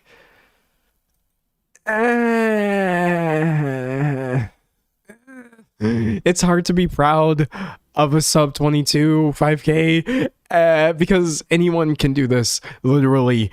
Even if you feel like this is like actually genuinely completely out of your wheelhouse and something that you would never achieve, that's just not true. I am actually positive and convinced that anybody putting in consistent work over probably a short amount of time can probably someday whip out a 7-minute mile pace 5K. But it was more than I used to be able to do. So I'm happy with it. I used to not be able to run a 5K at all. I couldn't continue running in a straight line for 3.12 miles, or like 5 kilometers is how long that distance is. I would have to stop and walk. So for a person who used to have to stop and walk 5K, I actually feel like a 7-minute pace for this is pretty decent. Yay. Someone said consistent work is the problem. Yeah, I will say probably the one thing I'm more proud of than my actual speed is my consistency, because a lot of people, they're just not running as much as I am. And that's fine for sure. But I think like that's, if I would have to be proud of anything, I'm working as hard as I can. I'm really, really, even when I don't want to, just running, because I think it's like good for me, kind of. I don't know. Like here, like the consistency has been kind of eating. Like this was in May, I think. Yeah, whatever. So like in May, it's like, oh, 8-mile run here, and then a little 3-mile, and then I take a few days off, and then it's like, oh, 3-mile, 5-mile, whatever, take a day off, 8-mile, you know, go for a long one, whatever. So that was what my May looked like. It was a lot of 5Ks with a few like 8-milers thrown in there. And then I was like, you need to lock in, D'Angelo. So last month I was like, okay, let's, oh, my bad. I was like, let's get that consistency. And I stopped not running. And I was just like, okay, instead of a few runs on and a few days off, what if I just kept going? And I was really proud of that because I stayed really consistent. And most of these are 6 miles with like a few 4 miles and 3 miles thrown in there and a few longer runs. And then this month I was like, okay, I've been feeling pretty good for some reason. I like, my knees are happy. I'm doing other exercises and it's not interfering with them. What if I was just like not running less than 6 miles? Even though I think that's a lot. And I have been like crushing it high key, like 50 miles this month already, even though it's literally the like 9th or something. And I haven't run today, so it's going to be 56 by the end of the day. And yeah, I was just like 6 miles, 6 miles, 6 miles, 7 miles, 6 miles, 6 miles, 7 miles. I've just been crushing it. I think my goal by the end of the month is I would love to say, yeah, I totally run 6 miles a day for no reason. Because I have to do something. I'm so bored. I'm not bored because I have like a good job and a good life and things like that, but I also just have so much excess energy and I don't know what to do with it. I feel like I'm going to explode sometimes, or implode, or just, I don't know, fade out of existence. And so running has been really nice. It's something to put the energy towards. Yay, it's great. Someone said, what kind of strength training do you do to support your runs? 3 to 5 times a week I will do basic strength training, with at least 2 of those days being leg days. So that's just going to be a lot of squats, a lot of lunges. By a lot, I don't mean a lot, but yes, weighted squats, weighted lunges, obviously. And then I just do other stuff too. I mean, running is going to burn a lot of stuff, so you got to keep yourself, you know, fit to the best of your ability. So I do like arm day stuff or whatever. But for me, the most important thing is so that I don't mess up my knees, I have to remain consistent with my lower body stuff. Because if I don't, it starts going, it gets really bad. It gets really, really, really, really, really, really bad for me. If I'm like, yeah, I'm going to run 150 miles this month and not do any leg exercises, I absolutely am guaranteeing that I'm ruining my life. And then I have to stop running. But I've been a really consistent and stubborn person lately, and that's why I've been hella consistent, actually. Reading chat. Someone said I can run well, but if I fall over, EDS spaghetti legs. Oh yeah, falling is scary enough even if you don't have hypermobility or whatever else EDS is causing for you. I couldn't imagine. Someone said, I've heard in the long run, no pun intended, running ruins the knees. Man, I think I disagree with that. I think running can ruin your knees and will if you're not very careful. I mean, I guess like in the grand scheme of things, anything will obviously cause wear and tear if you are repeatedly doing something, and it'll cause more wear than if you were not doing it. But also, sorry, I feel this getting boring, but I'm going to give this explanation anyway. As you may already know, with any sort of sport, there comes adaptations, and you're going to have multiple forms of adaptations. For running, one of those is going to be like respiratory adaptations and like cardiac stuff, where your heart just gets better at beating while you run, and it doesn't have to beat as hard. You don't have to breathe as hard, so you're going to adapt in those ways. But another way that you adapt while running is musculoskeletal adaptation, and that is basically the actual like tendons and muscles and joints and all of these things will strengthen in a way that makes it easier to support that load, because at the end of the day, your body wants to let you keep doing the things that you're doing without being in pain and stuff like that. So you just have to run enough and then running won't be a problem as long as you're not doing it badly. I just think the problem is it is so easy to run in a way that does not allow for those maximal adaptations to happen. For example, if you are overexerting yourself, it's not going to work out for you. If you're running too quickly, if you're running too often, too fast, if you're increasing your mileage too rapidly, that's not going to be a good thing. So you basically have to be really smart and strategic, and your body will work on your knees for you so that they don't fall to pieces. That's basically it. That's all I've got. Someone said pace and good shoes. I mean, bad shoes will literally, you will wind up never being able to run normally again ever because you wore a bad pair of shoes for too long. So you got to be really, really careful with this stuff for sure. You really, really do. Someone said it's the same thing in reverse with heavy lifting without cardio. Then people's hearts are at risk. Yeah, and you have to strengthen yourself, honestly. But like, I also want to be clear, chat. Most levels of running are not that serious. And if you're just like, I want to run a 5K a couple times a week, you don't have to worry. You're not going to mess up your knees. I swear to God. As long as you have good shoes and as long as you're not going too fast, you'll be fine. Don't worry about it. Someone said, I think stopping suddenly during the pandemic is what did it for me. I got runner's knee. Then, yeah, my knee usually gets worse when I take a break, which doesn't make any type of sense. I think every single time I have stopped running and then tried to go back to running at the same speed, then my knee was like, okay, I hate you now. And then I have to get physical therapy. Y'all ever been to PT? Physical therapy is great. It's fantastic. Someone says shoes and unemployed is rough. It is rough too, because you kind of have to replace them often. And maybe that is the one part that I really don't like. I think there's only one thing I don't like about running, and that is having to buy and replace running shoes often, increasingly more often as I've been running more often. It just has made me feel like wasteful and cringe, and I'm just like, wow, I literally only wore these shoes for like a couple months. I think I'm probably gonna wind up replacing my shoes at the end of this month, and I kind of just bought them. That's not good, but also ruining my knees isn't good either, so you got to pick your poison.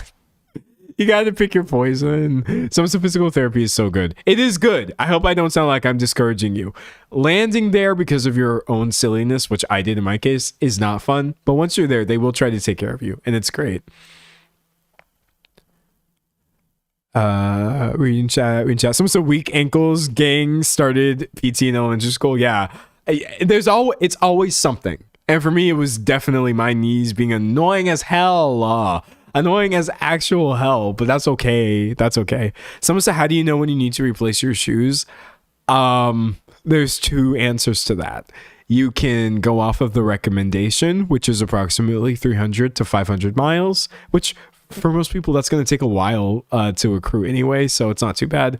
Or you can do what I did until recently, And that's wait for your knees to start hurting really, really bad. And every time you run, it's like, oh, ouchie, ouchie, this is so painful, what's happening? But you continue running anyway for a full hour. And then even when you stop running, everything starts hurting. And your friends are like, oh, hey, come with us. And you're with them. And then you're walking down the stairs, but you can't do that because your knees have been messed up so badly. And you start thinking, like, what could have gone wrong? And then you realize you have maybe closer to 7, 8, or even 900 miles on your shoes. So don't do that. Someone said weak ankles, asthma, laziness. I used to have asthma and now I don't. I don't know what happened there, but I'm not mad about it at all. I'm really not mad. Someone said when the soles start to flap, that's a good sign you could use some more running shoes. Yeah, probably. Probably. So it's a secret third option when they fall apart. Yeah, that works too. I think knees are the worst design of any body part. Yes, I agree. I'll leave you with this thought. Knees are objectively the most poorly designed part of a human body. Here's the thing. There's other parts of the body that are really stupidly designed. Like, one small accident with the most exposed part of your face being your eye, and you're just never going to see again. That's a little crazy. I don't think eyes are designed very well. Hearing, ears, I don't think those are designed very well at all. I also don't really love the neck as a design because it's very easy to get some intense problems. Once I slept wrong on an airplane and then I had the most excruciating back and neck pain. So I hate the spine. I hate the neck. I don't like the eyes. I don't like the ears. What else? Hands just look weird and they're difficult to draw. So I hate them too, even though I also kind of like them because they're very fun to draw. Your core is fine. I'm okay with the core area. I think like, feet are decent, I guess, even though no, feet are pretty poorly designed because a lot of people have really intense foot pain. I'm lucky to not yet. So yeah, no, that's not good. You can get plantar fast. I don't know how to say it, but you can get PF, which is really bad. So that's bad. Arms are okay. Arms are decent. You can do fun things with your arms and probably your legs in general. But ankles are pretty awful. Ankles are pretty awful. But overall, the reason that I say knees are the most poorly... Oh, someone said the teeth suck. Oh, the teeth are so bad. Teeth are so bad. But the reason I say knees are the worst is because all of your other body parts can mess up your knees. Oh, is something wrong with your ankles? Knee pain. Oh, do you have like an imbalance, muscle imbalance in your glutes? Knee pain. Are your hamstrings a little tight? Knee pain. Are your calves? Knee pain. What about your posture? Knee pain. Anything from literally the neck down has the ability to result in your knees being, well, trashed. And so therefore, I think even though I'm not a fan of any, I'm a fan of parts of it, but not most of it, knees are just the worst. I hate them so much. Someone said I hate teeth. I really feel like teeth are a close second though. And I have sensitive teeth. Literally, I could put something cold against one of my teeth and it would feel like I'm being, well, burned and stabbed simultaneously in the brain. So I have a lot of teeth problem. But I have a lot of issues with teeth for sure. Reading chat. Someone said EDS hack, just hyperextend my knees like a tent pole in the sand. Yeah, I don't recommend that for everyone, faux show. Someone said, and teeth are so expensive, or too expensive and rarely get coverage. Yeah, no, teeth, I think they're tied, I'm not gonna lie. Teeth and teeth and knees. Cause like also, I feel like people don't realize, like, I don't want to say like dental diseases will kill you or whatever. That's fear mongering. I'm more so just like, yeah, it's so important to try to have good hygiene up here, but it's so hard to do. And actually, you can get crazy sick from things going wrong with your teeth. I know I have. Some says sinuses suck. Oh, wait, I have allergies right now, and I don't like that system either. Who decided, low key, that I should suddenly be suffering just because the grass exists? That's actually pretty bad. Some say, as a vet student, humans have some very silly design flaws. See, that's the thing. Animals may often look a little goofy, but then you realize why they're built that way, and it's like, oh, that makes more sense than us. It really does. Someone says so important to take care of your teeth, kids. For real, for real. Don't neglect the pearly whites. Even if they're not pearly or white, you still got to keep an eye on them. Someone said any infection near the brain scares me. Yeah, same. Absolutely same. That's actually why sometimes I get grateful anytime I get like, or a piercing goes well. Like my Con's piercing, that's the wrong ear. No, it's this ear. My Con's piercing is going well, and I'm really grateful about that. But sometimes I just think like, wow, the closer something is to my face, the less I want an infection. And that's also why when people do, I cannot do dermal piercings on the back near the spinal column. I can't do it. People will literally get them back here, and it's a cool look. It's very pretty. I'm just like, I am too weak from a cowardice perspective to ever risk having an infection near my spine in any way. I cannot do that. I am literally not knocking people who do it. I'm just like, that is my biggest actual fear, is I did something cool and fun temporarily, because dermals aren't even permanent, and then the infection's like, let me just skirt, and then I have some sort of thing going on with my spine now. No. I'm so scared. Someone said, I hate to be a promoter, but I use Sensodyne because my teeth are just as sensitive as yours. I feel so cringe. No, I'm a Sensodyne truther. I've literally used Sensodyne for 20 years and I'll never stop. Nothing else helps me other than Sensodyne. On God. Someone said, this is why head pain is so scary, because every bad headache is a stroke scare. Dog, no, okay, now you're actually scaring me. Listen, on average, we're all going to be okay. You know, the likelihood of something terrible or horrendous happening, it's not high, but it's also not zero. Someone said, ideally, I would just be a conceptual cloud of habits. I'm just going to wrap it up there. Everybody has been on fire today. I think this is one of my favorite stream days for some reason, because the chat was really popping. But the message, ideally, I would just be a conceptual cloud of habits, like as opposed to having a human body. I agree. And with that, I leave you all. I will catch you later. Thank you so much for catching the stream, and look out for the video. And I hopefully will be back Saturday. Okay, bye. Goodbye. So we have fun. Me too. All right. Stop streaming.